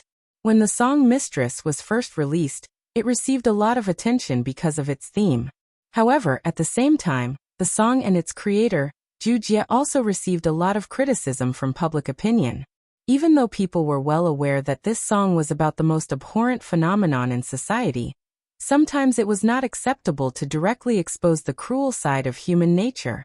Whether it was music critics or non-music industry people in the entertainment industry, they all expressed their views on the song. They used different channels, including the recently emerging micro-broadcasting, to step on the song one after another. Although Tian may use some public relations methods in the beginning, and used money to invite some music critics to support the song, they had no choice but to give up when they saw the overwhelming criticism on the internet. These comments all had different points to criticize, and some even formed a clear confrontation. For example, some women's rights activists expressed that this was a disrespect to women, and that the broken relationship could not only be blamed on the interference of a third party, but that the male party should be more responsible. And people who might have been hurt in the same way did not like the song. They felt that the song was not blaming the mistress, but defending the mistress. Look at the lyrics. I also know it's not because of love. What kind of **T was that? Wasn't it exonerating the mistress? Some male music critics also disliked the song. They felt that Zhu Jie played a weak and incompetent role in the song. As a man, you should dare to love and hate. Since she dared to plant a prairie on your head, you should let her see what it means to start a prairie fire with a single spark. However, what was strange was that although there was a lot of criticism, and the music review sections of the major music websites were almost one-sided, the song's rating was not low. The number of people who gave the song a high score was almost equal to the number of people who gave the song a low score. This data was questioned by people, but after the copyright organization intervened and investigated, they found that the song's rating was not fake. They also selected some comments from the audience who gave the song a high score, and published them on the copyright organization's micro-broadcasting public account. These comments combined into a long article that received many likes. I don't know what's so good about this song, but I feel relieved after listening to it.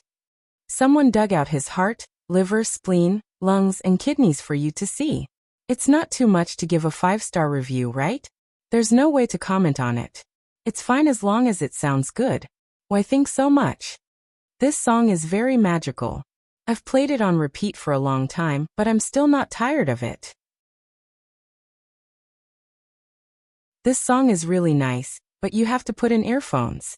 Sometimes it won't work because you can't help but sing along. Once you're too loud, the people around the bus will look at you with weird gazes. That's awkward. Indeed, those who didn't like the song could find countless reasons to criticize it, but those who liked the song couldn't find any reason to defend it. They weren't even willing to tell others that they liked the song. If others were to scold him, then so be it. Those who liked to listen could continue to listen. As a result, the song became more and more popular, and was known by more and more people. Even though Ju Jia had participated in those charting programs, he couldn't get a good ranking like the Music Power chart. But on the radio station, this song was crazily requested by people, and it continuously occupied the top spot of the radio station's request chart for a long time. And what surprised the music critics was that the sales of Mistress continued to rise strangely. Finally, a week after its release, it broke into the top 10 of the Copyright Organization's new song best-selling chart. It also unexpectedly squeezed Murphy's First Dream out of the top 10. What was even more surprising was that it maintained a strong momentum of growth. When the people of Tianmei heard this news, they didn't know whether to laugh or cry.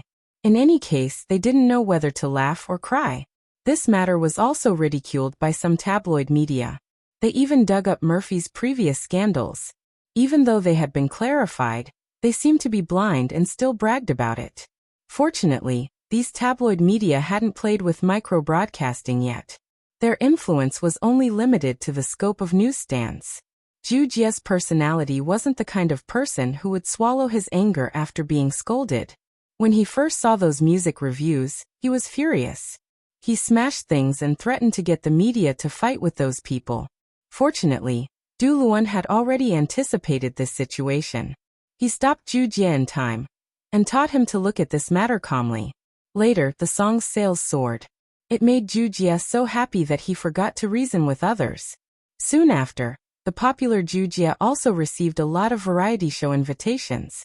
He was busy rushing around every day. With more than 10 variety shows taking turns, he didn't have time to think about anything else. Being famous was truly painful and joyous. Anyway, Ju Jia enjoyed this feeling. Murphy, who was squeezed out of the top 10, was somewhat disappointed.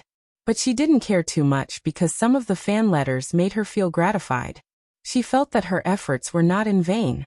Yang Yi listened to this letter. Murphy was in the study, reading the letter to Yang Yi happily. Sister Murphy, thank you for singing The First Dream. It gave me the strength to pursue my dream. I also like music and have participated in many competitions. But I have a weakness. I get nervous when I go on stage and can't perform at my normal level. After many failures, I gave up this path last year. I chose to listen to my family's arrangements and went back to school to study. But after hearing your song, I suddenly understood that I shouldn't give up, because only music can bring me happiness. When this fan wrote the letter, she had already picked up music again. She had also participated in the audition of a record company and became a trainee. Although she was still far from her debut, she felt that she was already on the path to pursue her original dream. Her heart was filled with joy and hope. Look, the song I sang has a positive meaning. Those who say that I mislead people, I think they should read this letter. Murphy was a little proud. It's useless even if they read it. Yang Yi shrugged and told the cruel truth to Murphy. Some people think that they are right and won't listen to others. If you show them this letter, they will say that you mislead them again. Being a trainee doesn't mean anything. She is so timid and afraid of the stage. She still won't have the chance to debut. Everyone grows up, you know. Sigh, you bastard. Why don't you say something nice to coax me? Murphy angrily punched Yang Yi's chest with her fist and said angrily. In the end, she was pulled into the arms of Yang Yi, who had been a little fiery recently. After a scream, her voice was muffled. At this moment, young Huan, who was playing with her phone on the bed, moved her ears. The scream passed through the two walls, but it was still very clear in the silent night. "My brother!" Young Huan wailed and buried her head in the pillow, covering her ears.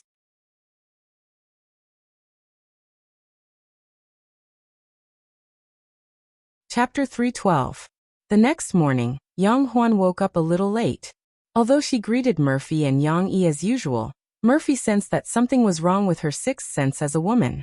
While Yang Huan was washing the dishes in the kitchen, Murphy pulled Yang Yi to the side and whispered to Yang Yi, "Did you notice that Huan was looking at us strangely today?"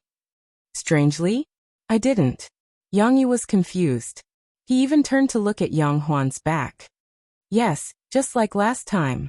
I didn't tell you last time." Murphy tugged at Yang Yi's sleeve, anxiously hoping that Yang Yi would believe her. "Last time? Which last time?" Yang Yi didn't understand Murphy's logic. Murphy blushed and looked in Xishi's direction.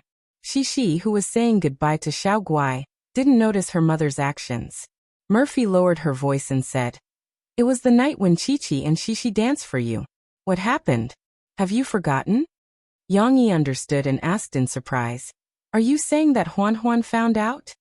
"Impossible." Yang Yi shook his head hard. "We were in the same room. How could she have heard it? Maybe she heard it when she got up to go to the bathroom." Murphy pursed her lips, feeling uneasy.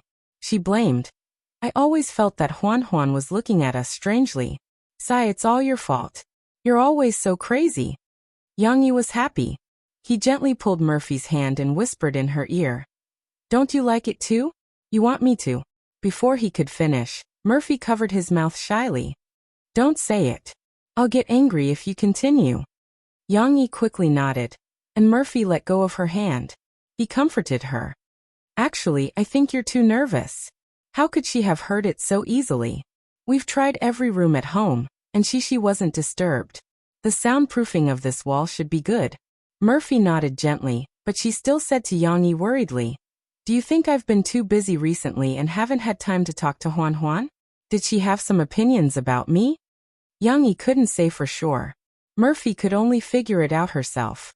Yang Yi sent Xishi to kindergarten, and Murphy was picked up by Mo Xiaowan. Today, the company had arranged an outdoor endorsement event, and Murphy was going to sing, "Coming Across the Ocean to See You." Seeing that there was no one at home, Yang Huan quickly called Guozi and asked him to come over. The three swordsmen got together to discuss things with Ding Xiang. "I want to move out." Yang Huan's words shocked Guozi and Ding Xiang. "Why?" Ding Xiang asked in confusion. "Is Brother Yang not good to you?" "No, Brother Yang is a good person." Guozi scratched his head. "No, it's not that. I can't sleep well at home. Look at my dark circles." "I didn't sleep last night," Yang Huan said unhappily. "You can't sleep well at home, but you can sleep well outside." Guozi didn't understand and asked. Ding Xiang was the one who cared about others. She took Yang Huan's hand and whispered, Huan, what happened?" Yang Huan hesitated, but she couldn't hold back her words. These two were her best friends. If she couldn't tell them, she would really explode. "Then I'll tell you, but you can't tell anyone. And you can't tell my brother." Yang Huan still had to warn them. She especially turned to Guozi and showed her persimmon-sized fist. "I'm not worried about Sister Ding Xiang, but Xiaogua, you can't tell my brother." "I promised to keep my mouth shut." Guozi made a zipper over his mouth. He wanted to hear the secret and couldn't hold it in anymore. "All right." Yang Huan found it hard to talk about it, so he had to beat around the bush. "My brother and sister-in-law do that kind of thing at night. You know, sometimes I can hear it, and I can't sleep at all." "What's that?" Ding Xiang asked, still confused. "I know, I'll tell you." Guozi, who understood immediately, held back his laughter and whispered in Ding Xiang's ear. Ding Xiang blushed instantly.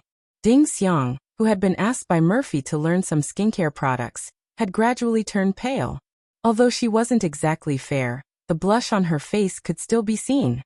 "Aya, how can you say something like that?" Ding Xiang nudged Guozi, her face full of embarrassment.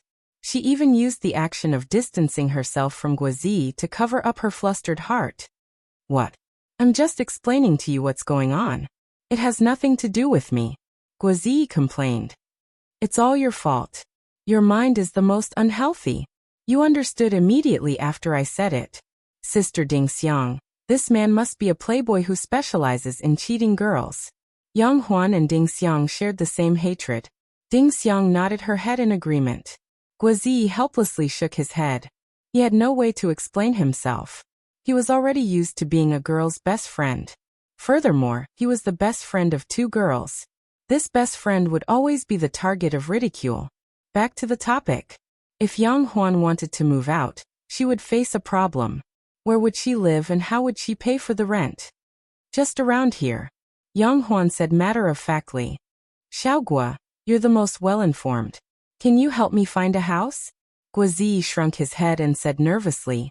You want me to find a house for you? If Brother Yang finds out that I'm helping the evildoer, won't he beat me to death? Will he? Yang Huan asked doubtfully. Guazi didn't know whether to laugh or cry. Sister Huan, of course you don't know. Didn't you get into trouble in the military last weekend? When you came back, Brother Yang almost tore me apart.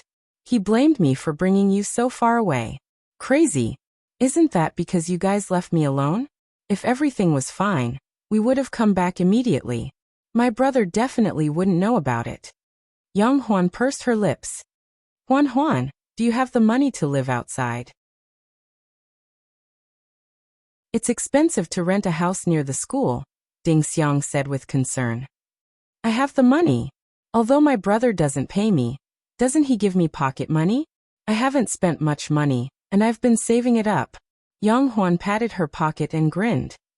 He gives me 500 yen a week, which means 2,000 yen a month. It's enough for me to rent a house. However, Guazi struck her down mercilessly. That's not enough. The cheapest single room near the school costs more than 1,000 yuan a month. You still have to pay a month's deposit. There's also the cost of food and shopping. How can 2,000 yuan be enough? 1,000 yen a month? Why is it so expensive? Yang Huan exclaimed. She didn't expect that at all. In my hometown, even if it's in the county, it only costs 300 yen a month. Guazi facebombed. Sister, you said it's your hometown. This is Jiangqing, and it's even more expensive to rent a house near the school. Then what should I do? Yang Huan was confused. Xiaogua, why don't you lend me some money? I'll learn from Sister Ding Xiang and work. I'll pay you back when I earn some money. If I lend you money, I'll be beaten to death. Guazi wanted to cry. Are you afraid that I won't pay you back? Don't worry, Xiaogua. Sister Huan never owes anyone a favor. I'll find a way to pay back what I owe. Yang Huan patted her chest and said generously. That's not what I meant.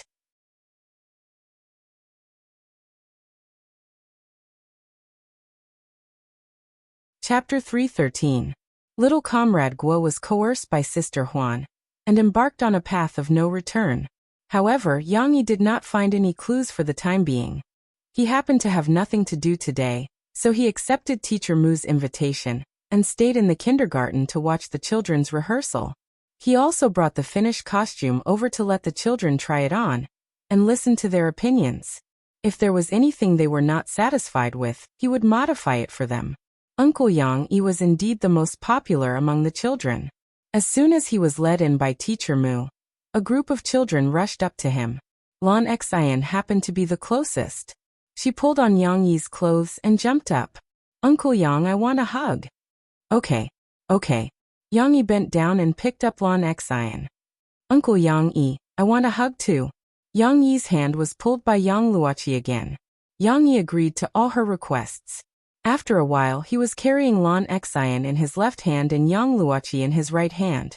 The two girls were happy and proud. The other children were envious and jealous. I want a hug from Uncle Yang Yi too. Chen Shiyan also shouted. In fact, Yang Yi was not relaxed.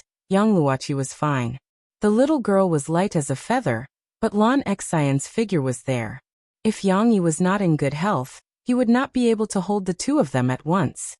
Fortunately, the costume Yang Yi brought successfully diverted their attention. There are so many, so cute. Nan Xiaoyu looked at the costumes that were moved in. They were all interesting cartoon characters and shouted excitedly. Of course. Because they were all made by my papa. Shishi heard it and proudly puffed out her little chest. They started to distribute the costumes. Even though Teacher Mu and the others were coordinating, it still caused some chaos. After all, every costume looked different.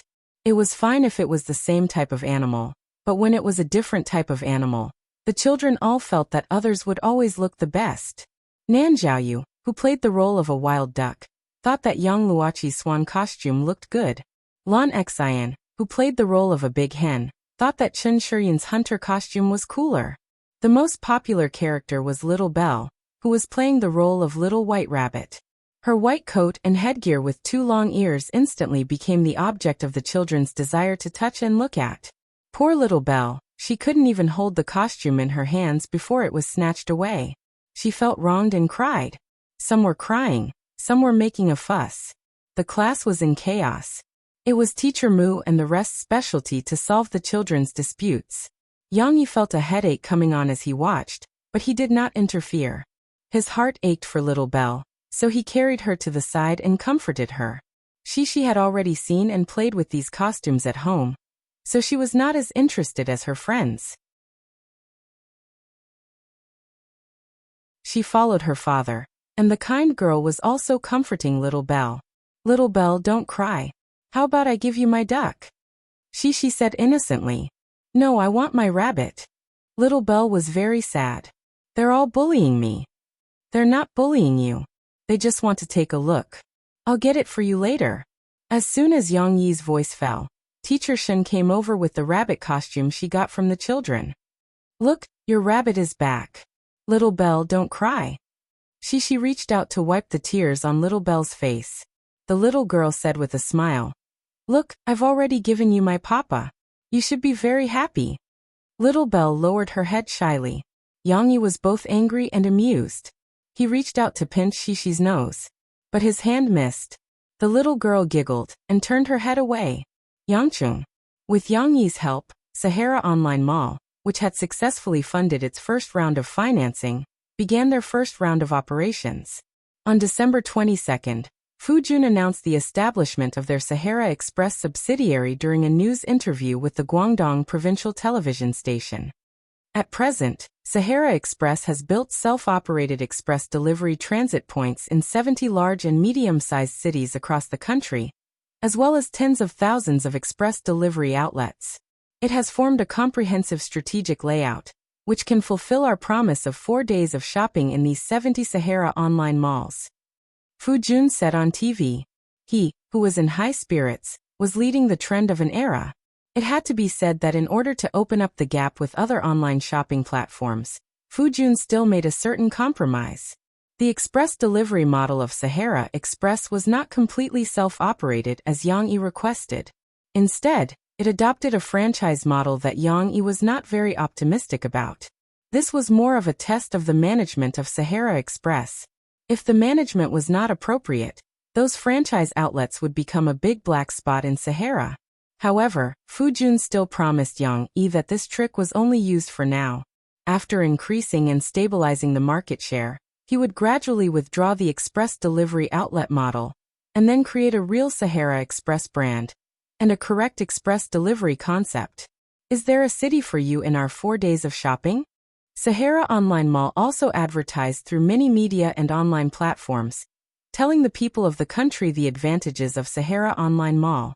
There were only 70 large and medium-sized cities. What about many other cities? What if there were none? There were still many small cities looking at it. It didn't matter. Sahara Online Mall also ambitiously said through advertisements, Sahara Online Mall will definitely light up the express delivery outlets in all cities in the country within 2 years. Your needs will always be remembered by us. Didn't you feel warm? The advertising ideas that had been played out in his previous life still came in handy in this world. Under such a series of bombardments, the Sahara Online Mall finally became famous and openly displayed in front of all customers and competitors. For customers, this was still relatively new and worth paying attention to. However, for competitors of Sahara Online Mall, this was not good news. Originally, they were also copying the model of Sahara Online Mall. However, because they had already entered the industry, the price barrier that Sahara Online Mall had established made it difficult for them to catch up. Now, while they were still thinking hard about how to break out of the situation, Sahara Online Mall suddenly took a big step forward and instantly left the competitors a few streets away. What was going on? Wasn't everyone still using the mail function of the postal system? Why did you change your appearance in the blink of an eye? It was as if the top students were tired of playing and began to seriously exert their strength. Suddenly, the underachievers were a little left behind. It was impossible to catch up with Sahara Online Mall in a short time unless they acquired a courier company. However, acquiring a courier company with a national courier channel would cost a lot. At this stage, the field of online shopping platforms did not have the intervention of capital tycoons. Most of Sahara's competitors were still small young entrepreneurs. What could they do if they couldn't beat them head-on? Some desperate competitors could only think of some crooked ways. For example, in the field of online shopping, there was no effective regulation. They could buy some unimportant fake goods. Wouldn't that be able to fight a price war with Sahara? Of course, these were all in the future. Now Sahara Online Mall was brewing a big move. New Year's Day Shopping Carnival. All the goods would be organized with the merchants and sold at a discount. The staff of the online shopping mall had been preparing for the shopping carnival this month. The staff of the original publishing house, who had just joined, had not been idle either. They had meticulously created advertisements, posters, and so on for this event, and were ready to announce it on Christmas Day. A war to snatch the online shopping market was about to begin.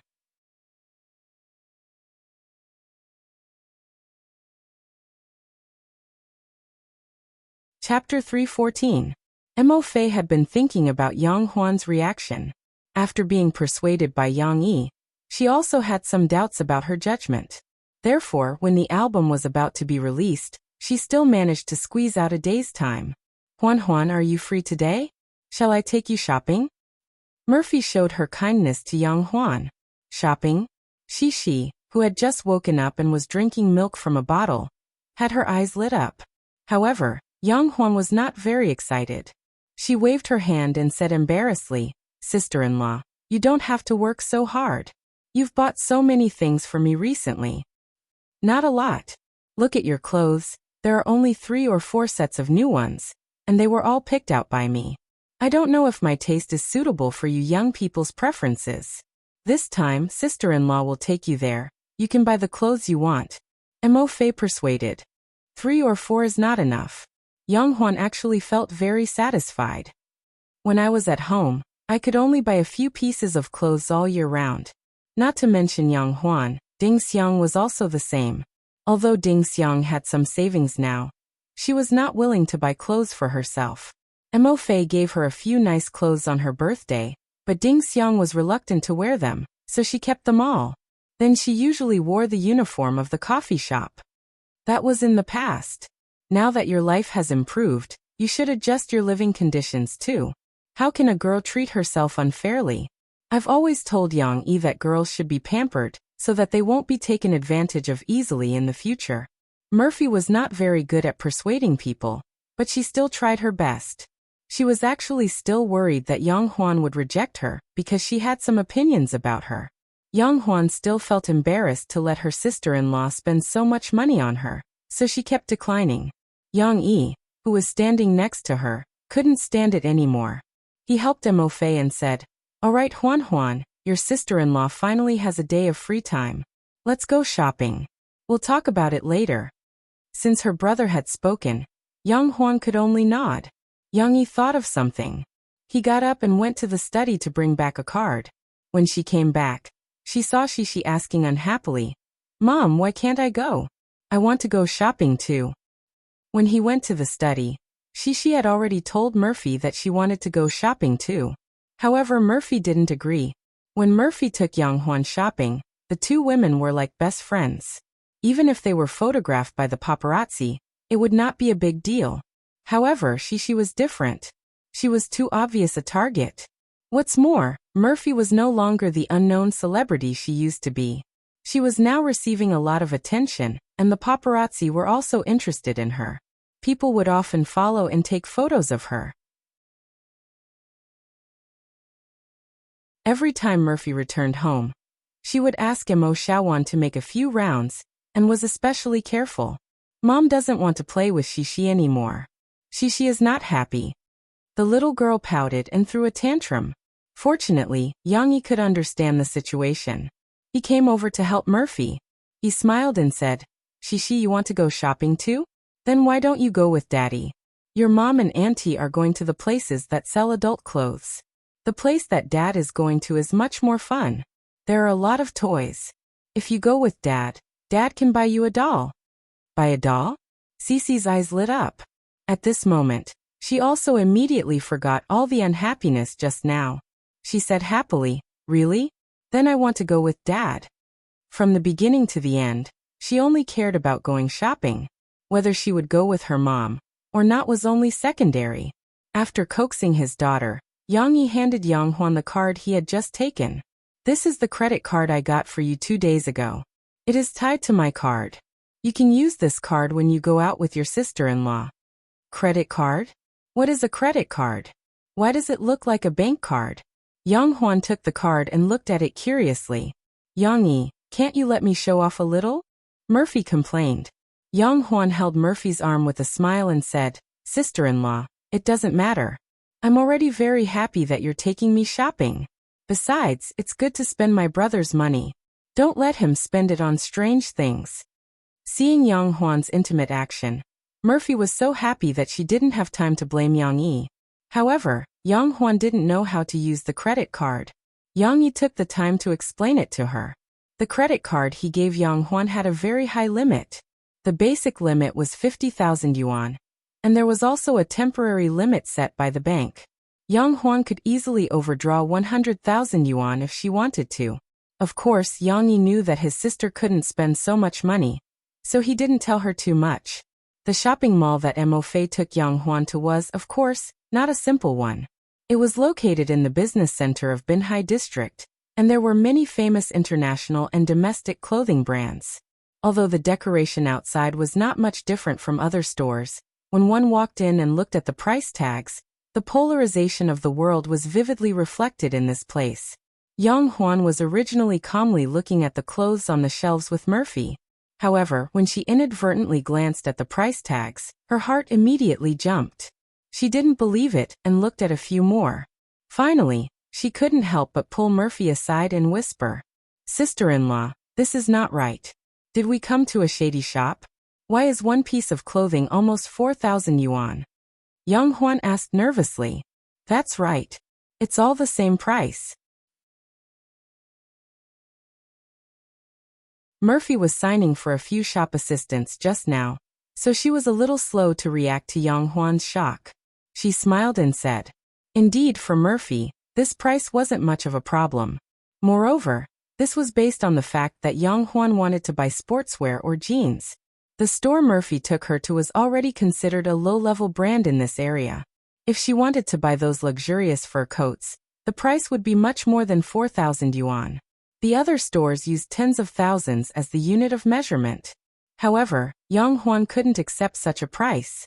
She couldn't help but ask, Sister-in-law, the clothes you bought for me before didn't cost 3,000 to 4,000 yuan each, did they? Yang Huan didn't know much before, so she thought that it would be at most a few hundred yuan. Therefore, although she was embarrassed, she still accepted Murphy's gift. No. What Mo Fei said at the beginning made Yang Huan heave a sigh of relief. However, Mo Fei's honest answer made Yang Huan speechless. It's much more expensive than what I gave you. It wasn't that Murphy was extravagant. As a star, one's image was very important. Even if one didn't pay attention to it, the sponsors would be very picky. Murphy was used to spending a lot of money on clothes. Yang Huan didn't know whether to laugh or cry.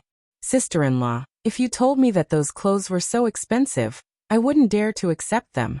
My father would kill me if I accepted such expensive gifts from others.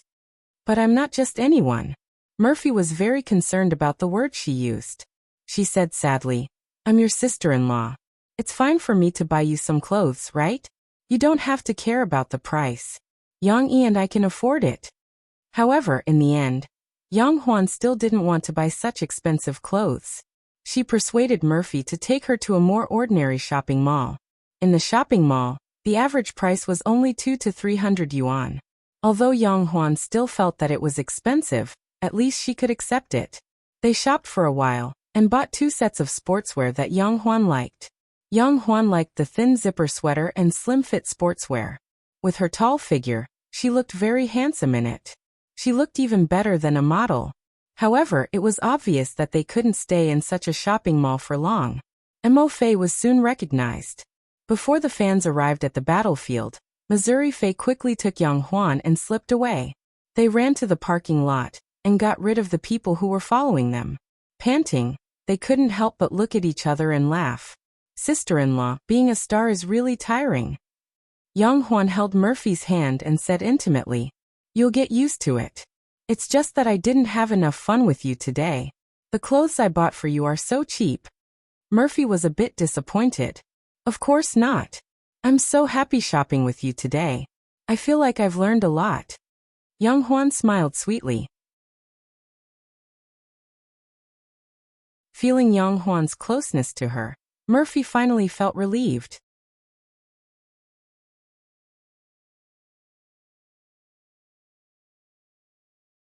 Chapter 315.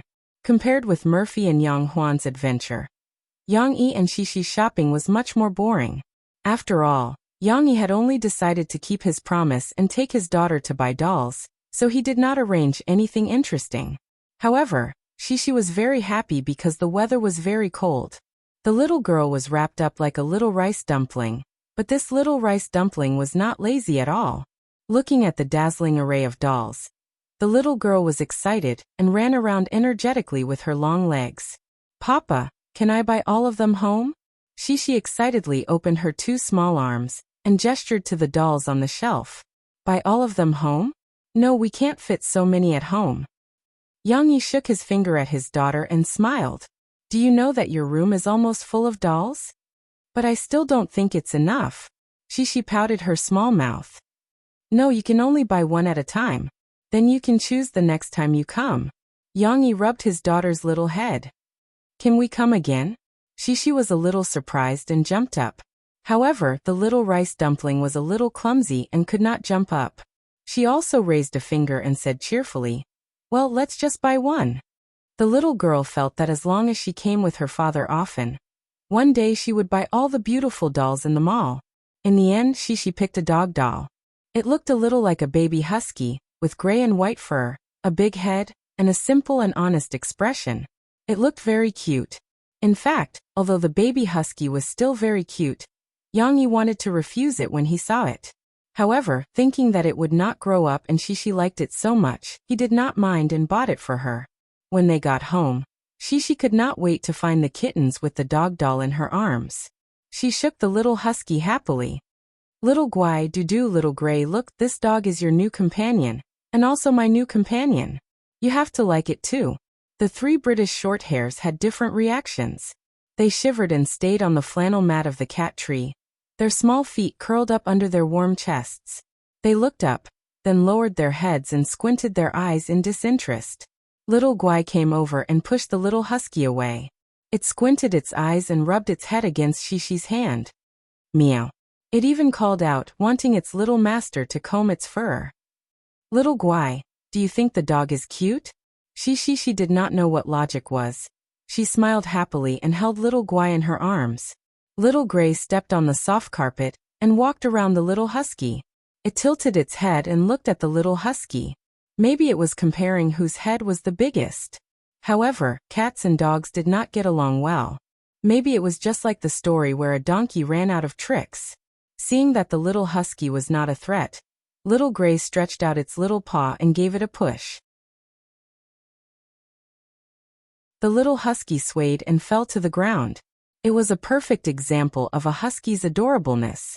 Little Gray was startled. It quickly jumped back onto the cat tree and went back into the mine. It did not even want to show its head. either because it was scared or because it was worried that its little master would blame it. However, Shishi was playing with little Guai and did not notice little Gray's movements. After a while, Shishi came back to her senses and picked up her dog doll. She was confused when she saw it. "Hey, why are you sleeping on the ground? What if you catch a cold?" Although Murphy still squeezed out some time to take Yang Huan shopping, her situation was not good. After First Dream was pushed out of the top 10 of the new best-selling songs, its sales began to decline. It entered a period of weakness earlier than Coming Across the Ocean to See You. However, Tianmei's public relations department was not in a hurry to recover, because the song's mission was almost completed. It successfully helped Murphy to maintain her popularity for the last month. After more than a week, when the new album was released on New Year's Day, it would be the real show.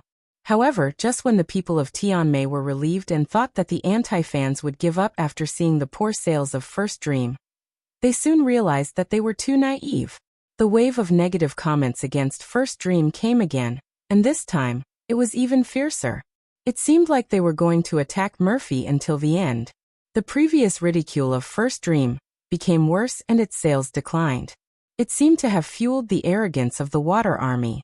They proudly said that their judgment was correct and that First Dream was a bad song.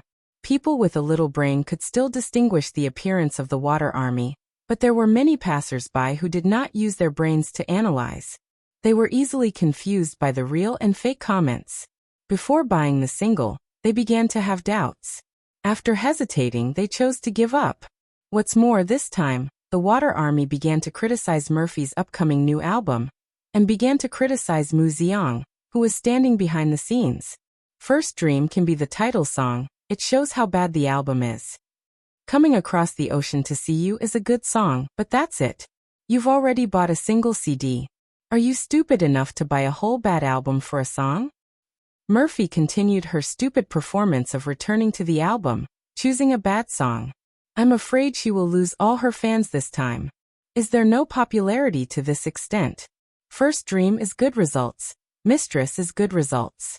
Tianmei is notorious. Can't everyone see it clearly? It doesn't matter.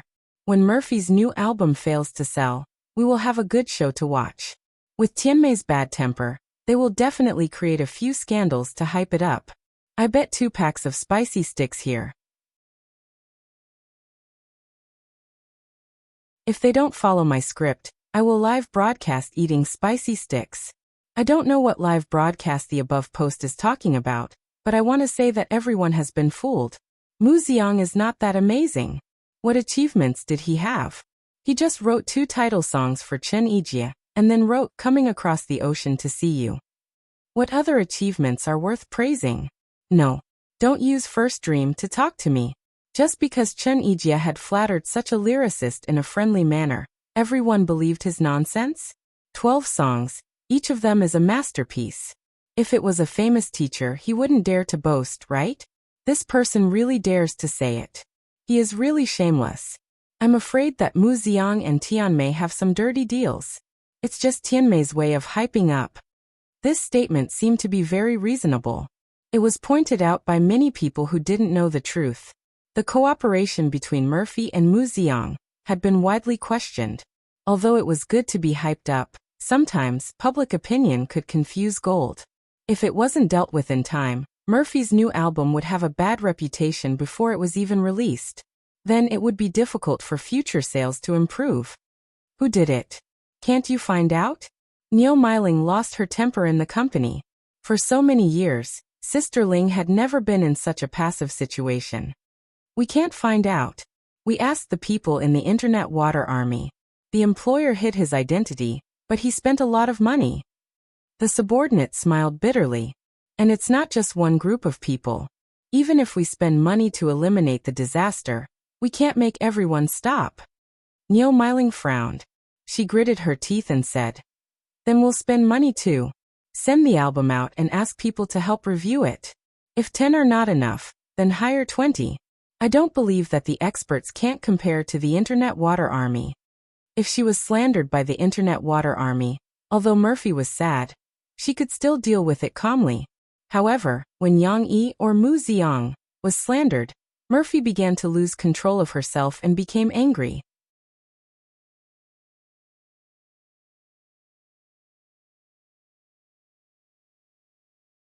Chapter 316. Murphy, what's your response to the online rumor that Mu Xiang is trying to raise his value through hype? Nonsense.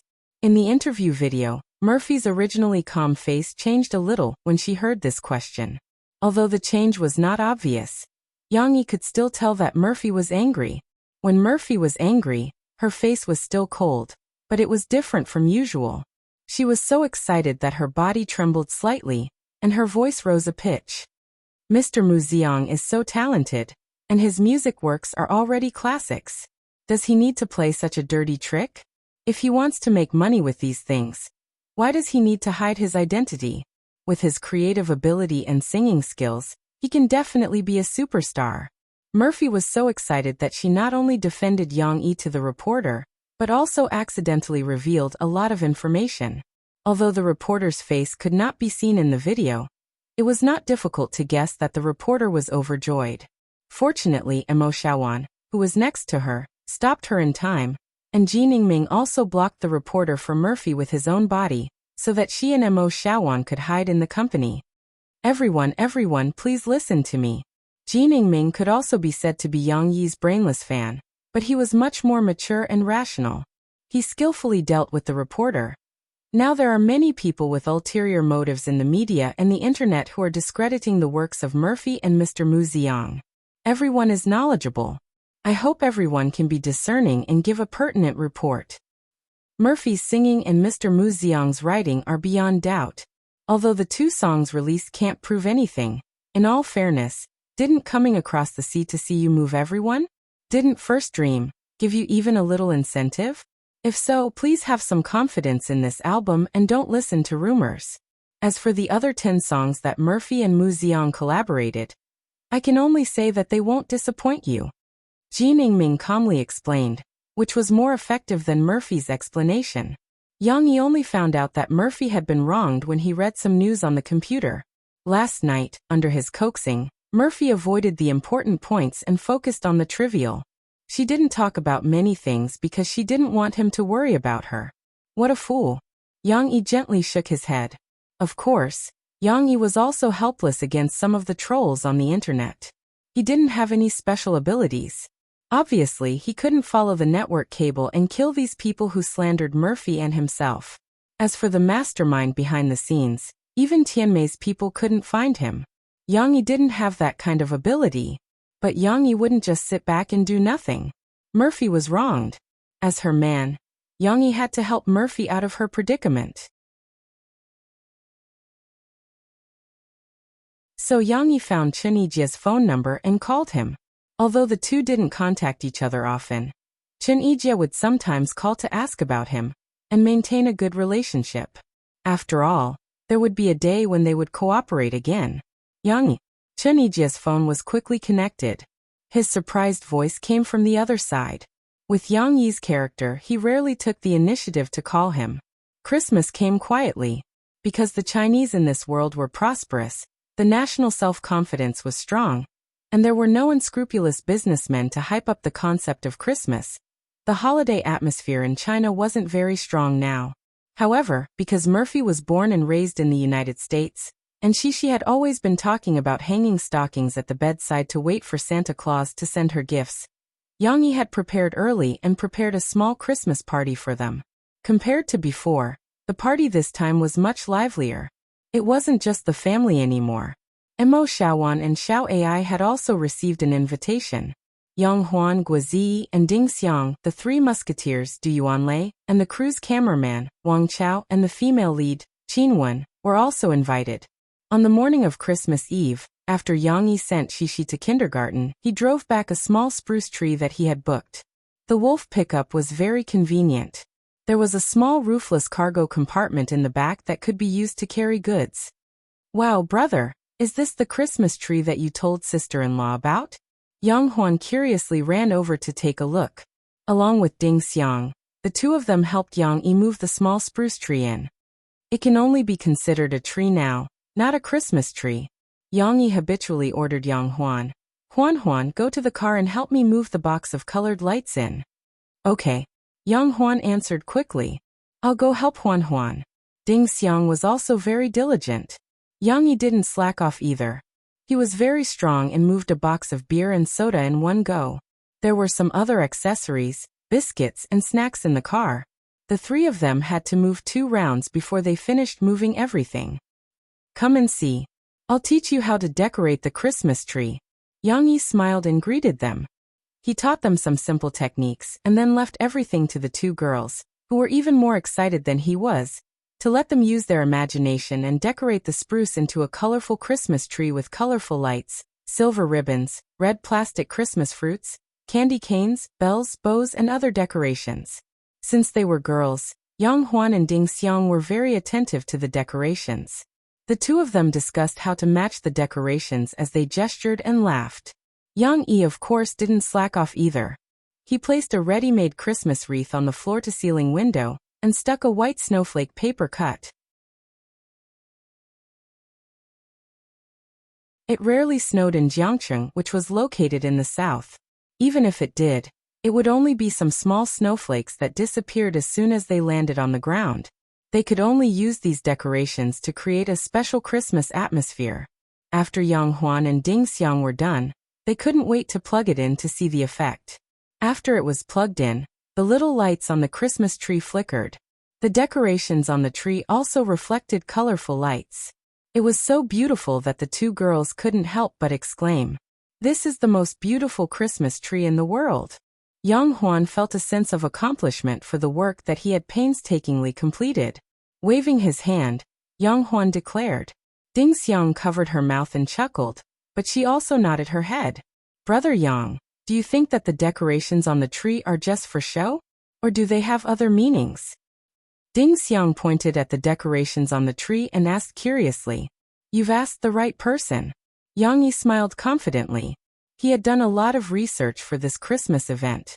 Look at the star at the top of the tree. It's a metaphor for the Star of Bethlehem. Legend has it that Jesus was born in the stables of Bethlehem. It was this star that lit up the morning of this city. Look at this colored ball. It's similar to an apple.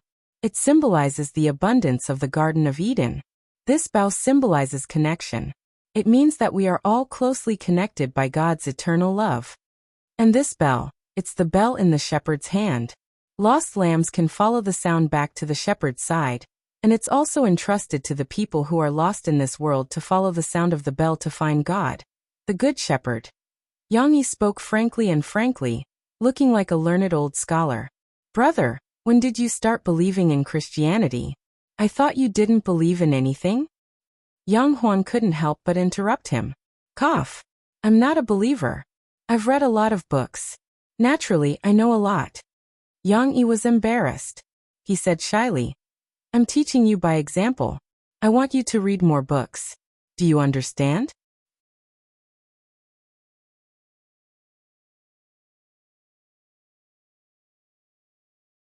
Chapter 317. Chi-Chi Xian Air Chen Shiyan. How are you going to play Christmas? In the kindergarten, Shishi had been looking forward to going home as soon as possible, because her father said that there would be a lot of fun things to do in the evening. She couldn't help but tell her friends about it. What is Christmas? Chen Shiyan blinked. Christmas. Christmas means that there will be an old man with a big beard. Then when you go to bed at night, he will put the gift you want in a big stocking for you. At first, Shishi didn't know how to answer, but later, the little girl was quick-witted and described it with her own understanding. Hearing this, young Luoqi also remembered. She whispered, Yes, my father will ask me to make a wish to Santa Claus. And then Santa Claus will give me the gift I want. Is it so fun? Lan Xian looked happy. She asked, When is Christmas? Tonight. Xian Air, if you want a gift from Santa Claus, you have to put a big sock on your bed. Then Santa Claus will say that this child also wants a gift, and then he will give you a gift. Shishi spent a long time and finally explained the operation process of asking for a gift at Christmas to Lan Xian. Lan Xian tried hard to remember it in her heart, just like she never forgot to eat. Such a fun thing, Lan Xian would never forget. She didn't know what would happen after she told Lan Xian. The little girl naively thought that there was really a Santa Claus in the world, and that as long as she hung the stocking, there would be a gift. My mother and father said that they will go to the seaside to have a seafood dinner tonight. I will go too. Young Luoqi happily told Shishi about her plan. Seafood? I like it too. Chen Shiyun licked her lips. My father and mom also said that they will do a Christmas party. There will be a lot of fun. Shishi finally said the key point. Lying down. His friends all expressed that it was another term that they did not understand. Fortunately this time, Nan Zhaoyu stood up. The knowledgeable little boy said, lying down means a party. It means a lot of people playing together, just like when we went to Shishi's house to play. This would be fun. Chen Shiyun and Lan Xian's eyes lit up. However, the children's wish to go home with Shishi to participate in the party was dashed. It was late at night, and it was a cold winter night. How could the parents be assured that they would not go home? Therefore, when school ended in the evening, Yang Yi did not know whether to laugh or cry as Chen Shiyun and Lan Xian hugged his legs. The two girls cried sadly. I want to go to Shishi's house to play. I don't want to go home. Opposite Yang Yi were Chen Shiyun and Lan Xian's mother, who looked helpless and distressed. Shishi, the initiator, did not realize the root of the problem. She was still anxiously looking at her friends, wanting to spend the holiday with them. Sometimes crying could not solve the problem. Chen Shiyun and Lan Xian did not succeed in the end. Shishi was somewhat unhappy that her friends could not play together. It was not until she got home and saw the Christmas tree in the coffee shop that she smiled again. It's a super big, super beautiful Christmas tree. Papa, is it from Santa Claus? Cece quickly ran over to observe, and then quickly ran back to her father's side, and asked incessantly, There's no Santa Claus. Your aunt and sister Ding Xiang spent a lot of effort to make it. Young Huan said casually.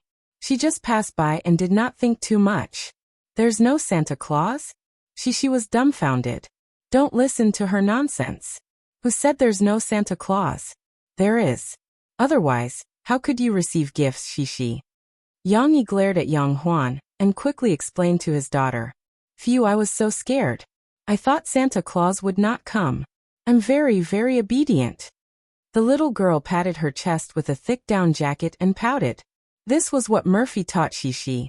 She told the little girl that if she did not behave well, Santa Claus would put her on the list of bad children, and then she would not receive gifts. Yes, Shishi is very obedient. Santa Claus likes obedient children like Shishi the most. Yang Huan, who realized her mistake, quickly corrected herself. Shishi then beamed with joy.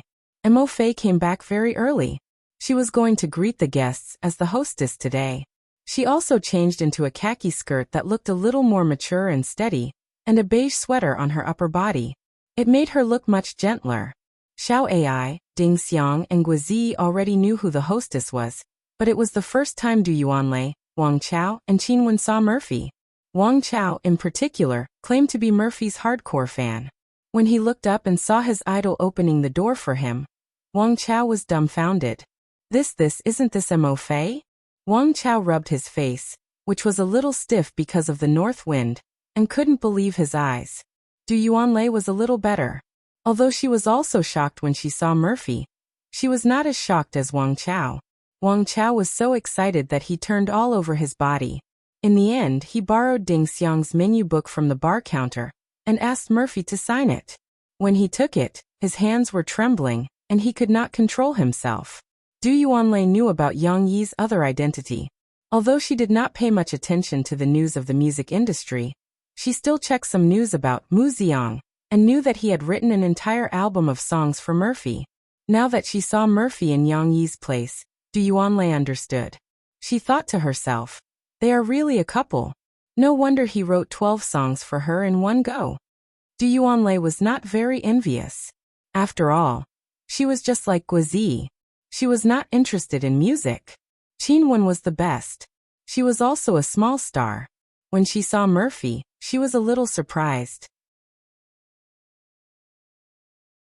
However, she could still talk to Murphy freely. However, when Qin Wen turned to Guizi, She could not help but sigh with emotion to Guazi. I didn't expect it. I really didn't expect it. I didn't expect it to be Sister Murphy. Guazi laughed. And I really didn't expect that a big star like Murphy would find an ordinary person like Yang Yi to be her husband. Qinwen sighed. But it's normal. If it were me, I would also find a boyfriend outside the industry. There are too many things in the industry. Qinwen knew that Yang Yi was the new scriptwriter. However, she did not know that Yang Yi was Mu Xiang. Moreover, it was Yang Yi's first time trying to be a scriptwriter. This made Qinwen feel that Yang Yi was an outsider.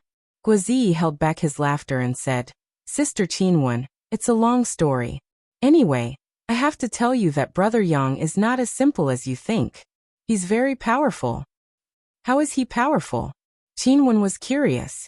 She did not need Guazi to tell her. She soon knew how powerful Yang Yi was.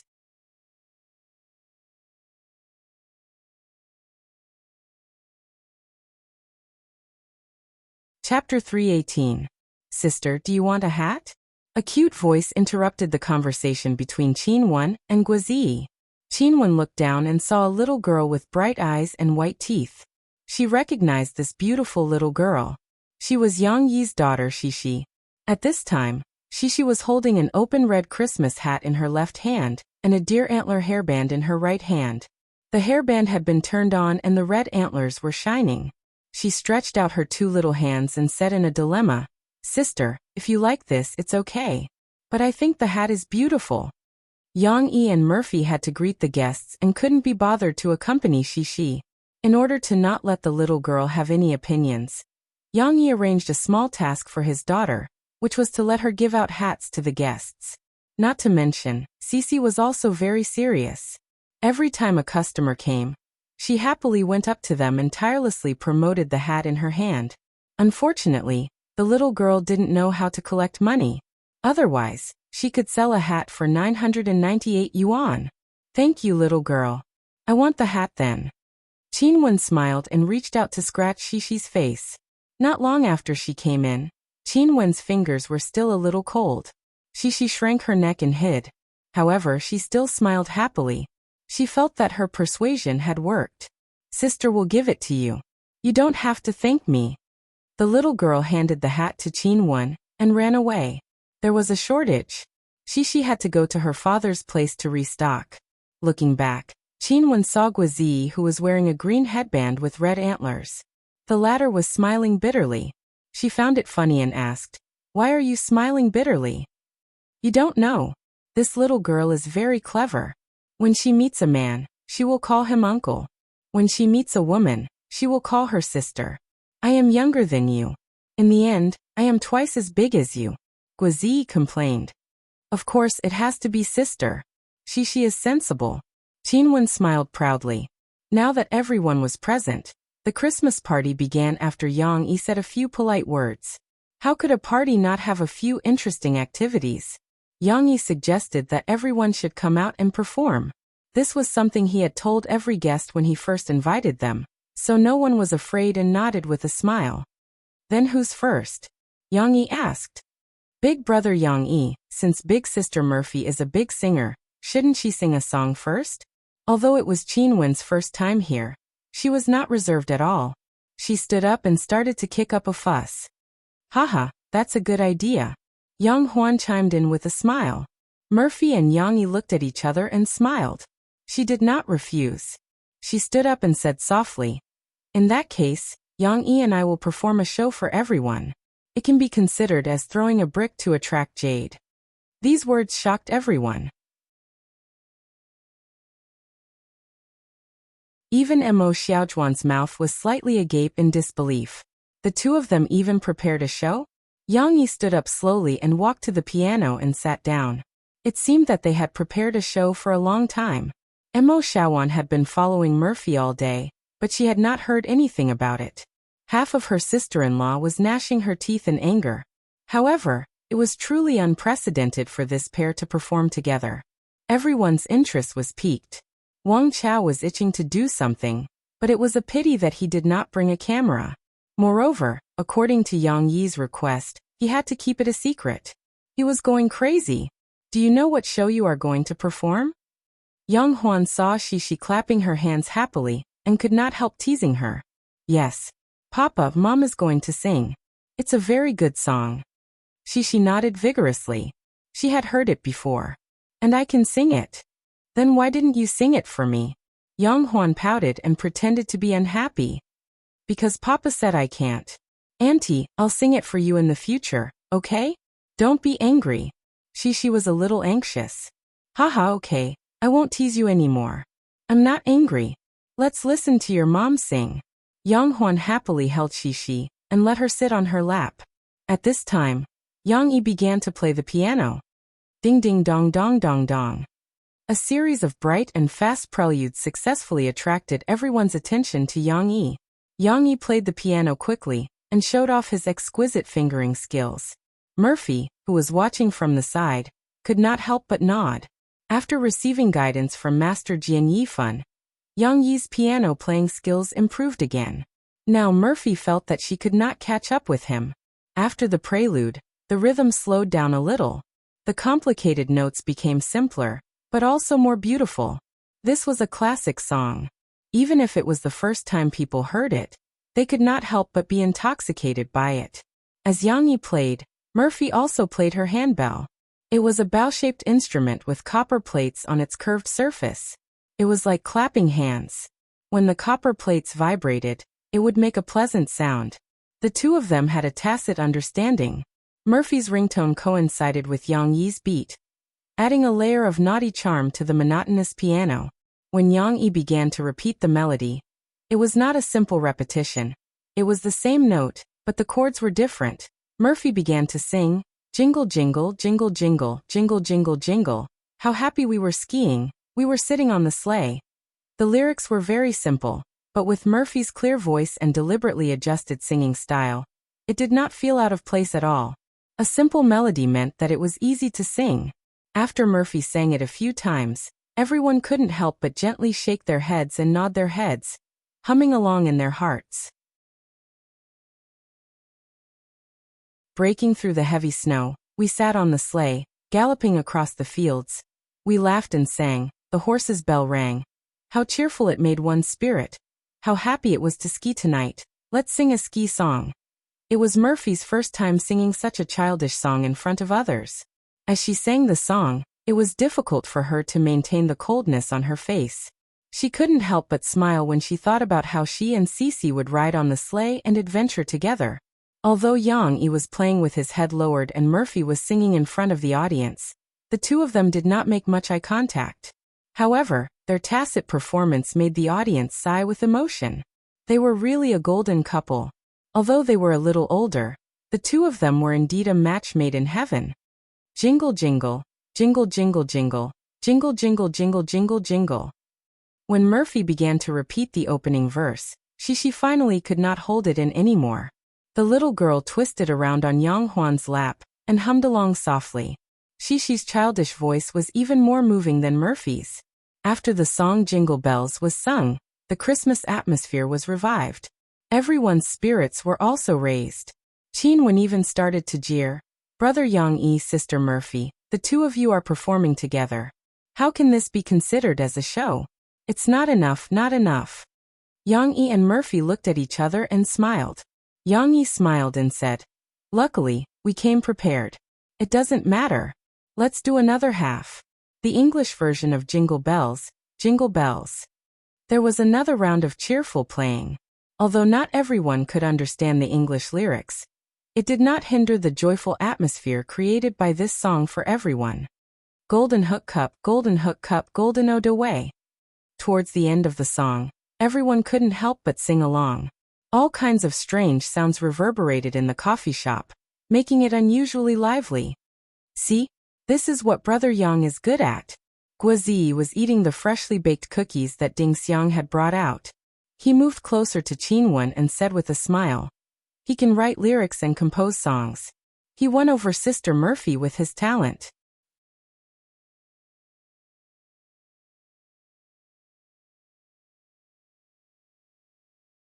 Chapter 319. The performance of Yang Yi and Murphy also ignited everyone's enthusiasm. The guests present were either outstanding university students or people working in the entertainment industry. Even Yang Huan was going to take the Jiangchuan acting major in the future. How could it be difficult for them to perform a small show? Qinwen, who was the most noisy, was pushed out instead. Everyone let her be the second to perform. Qinwen did not have stage fright. She confidently danced a rumba. She should have learned it before. This dance was very professional, but it was a pity that it was a solo rumba. Latin dance was basically a duet dance. Rumba required a male and female partner. You advance and I retreat, you retreat and I advance. It was only interesting when they danced in a flirtatious manner. Of course, a solo rumba lacked some flavor. However, no one danced for her. Among the three men present, Guozi and Wang Chao did not know how to dance. Yang Yi knew how to dance a rumba, but he flattered and kept a low profile, so he did not take the initiative to dance for others. Everyone had a chance to perform. Guozi also came up with a guitar. He was going to sing one of Yang Yi's songs. However, it was not the song that he confessed to Du Yuanlei, University Days, but his favorite song, Once You. Every moment when I'm sad, I look at the sea alone. I always think of my friends walking on the road, and how many of them are waking up. Guozi's voice was not as hoarse and sad as Su Wei's, but it still fascinated the onlookers. She liked to be lively, so she had already moved to the front. Yang Yi followed to take care of her. Murphy sat behind Yang Yi's original position and listened to the song quietly. However, Murphy's silence was only reflected in the fact that she did not clap and make noise like the others. She also gently nodded and listened to such a beautiful melody. Brother-in-law wrote so many songs? Mo Xiaowan came over and whispered to Murphy. I suddenly remembered that brother-in-law's songs haven't been sold yet, right? I've never heard of these songs in the market. Murphy nodded and whispered into Mo Xiaojuan's ear. Many of his songs have only been registered for copyright and are placed on the website of the copyright organization. However, they are all set to be unsearchable, so no one else knows about it. That's too wasteful. Why don't you leave it to us? Mo Xiaojuan's interest was piqued. Your and brother-in-law's studio has been set up, but there's no business yet.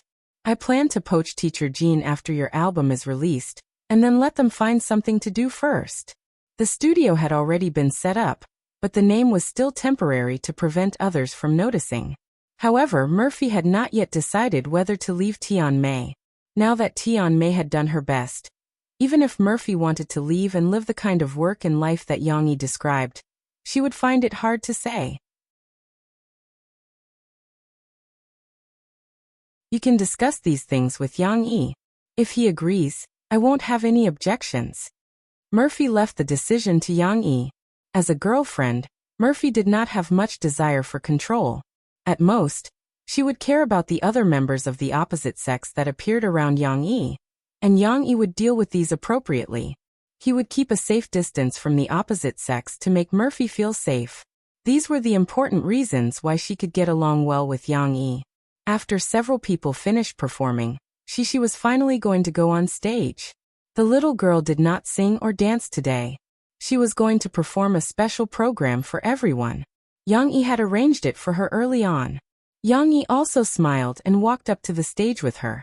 Perhaps it was the rehearsal in the kindergarten this month that increased Shishi's confidence. In front of so many people, the little girl was not timid. Although she was a little nervous, she was still able to complete a complete sentence. Today, I will tell you a story with Papa. Okay. Yang Huan took the lead and applauded. The little girl was a little embarrassed. After giggling for a while, she began to tell the story. The story I will tell today is the story of a little turtle and a little rabbit running a race. I am the little turtle. Yang Yi pretended to crawl slowly on the ground. Of course, he did not completely lie down. I am the little rabbit. Shishi raised two small hands and made a V-shaped finger on her head as ears. She jumped twice. No one watched Yang Yi's performance, but Shishi's performance made everyone laugh. The little girl was seriously acting cute. She was so cute. However, Shishi was a little embarrassed by the laughter. She looked at her father for help. Everyone is praising you. It's okay. Yang Yi comforted her. Shishi continued her performance. The little rabbit and the little turtle are running a race. The little rabbit is running very, very fast, and the little turtle is running very, very slow. In the field, Shishi giggled and ran 2 laps around the empty field. Yang Yi also imitated the turtle. 1 step, 2 steps, rubbing, rubbing, as if it was playing in slow motion. Although the story was very childish, for some reason, everyone was watching it with great interest. The little rabbit is running so fast that it can't see the turtle. Well, the little rabbit will win, so it has to sleep first. After it wakes up, it will finish running because the little turtle is running too slow. Shishi put her hands together and put them on one side of her face, pretending to be asleep. The little rabbit is sleeping, but the little turtle is still crawling. It is working very hard. Shishi came to her father's side and pointed at her father, who was still doing slow movements with his left and right hands, and said seriously, "When the little rabbit gets up, it runs to the finish line, but the little turtle has already reached the finish line. It is even faster than the little rabbit." Shishi finally finished the story. What does this story tell us? Yang Yi asked cooperatively. It tells us that we can't be arrogant. Arrogance means that we feel that we are super powerful, so we don't keep crawling like the little turtle. We have to learn from the little turtle and work hard. Shishi looked at her father and finished the rest of the story. Clap, clap. Applause thundered. Everyone gave the little girl a thumbs up. Shishi, you told it very well, very well. Shishi was not as calm as before. The little girl was a little embarrassed by the praise. She leaned on her father's leg and smiled shyly. My story is over. With that, the little girl ran and threw herself into her mother's arms. She snickered happily and shyly buried her little head in her mother's warm belly. The Christmas party was still going on. Everyone had performed a show, and even Mo Fei was asked to come up and sing a song that everyone liked. I came across the sea to see you. Although Ding Xiang was not as versatile as everyone else, she mustered up her courage and learned to sing a pop song. Her pitch was a little off, but Ding Xiang was the maker of the small pastries at the party. She had worked hard and made great contributions. Everyone applauded her hard. Guozi was even more afraid that Ding Xiang would feel awkward, so he secretly picked a plastic flower that was decorated on the Christmas wreath and gave it to Ding Xiang while singing. This caused everyone to burst into laughter, and Ding Xiang's face turned red from his antics. Everyone was having a great time at the Christmas party. On this cold winter night, everyone gathered in a warm coffee shop. There was food and drink, and there was also a lively program. What could be better than this? So when it was about to end, everyone was still a little unsatisfied. But Shishi was different. The closer it was to midnight, the more impatient she was for it to end. You're tuning into the Earbook Haven YouTube channel. Don't forget to subscribe and join us on this journey to catch the most captivating stories.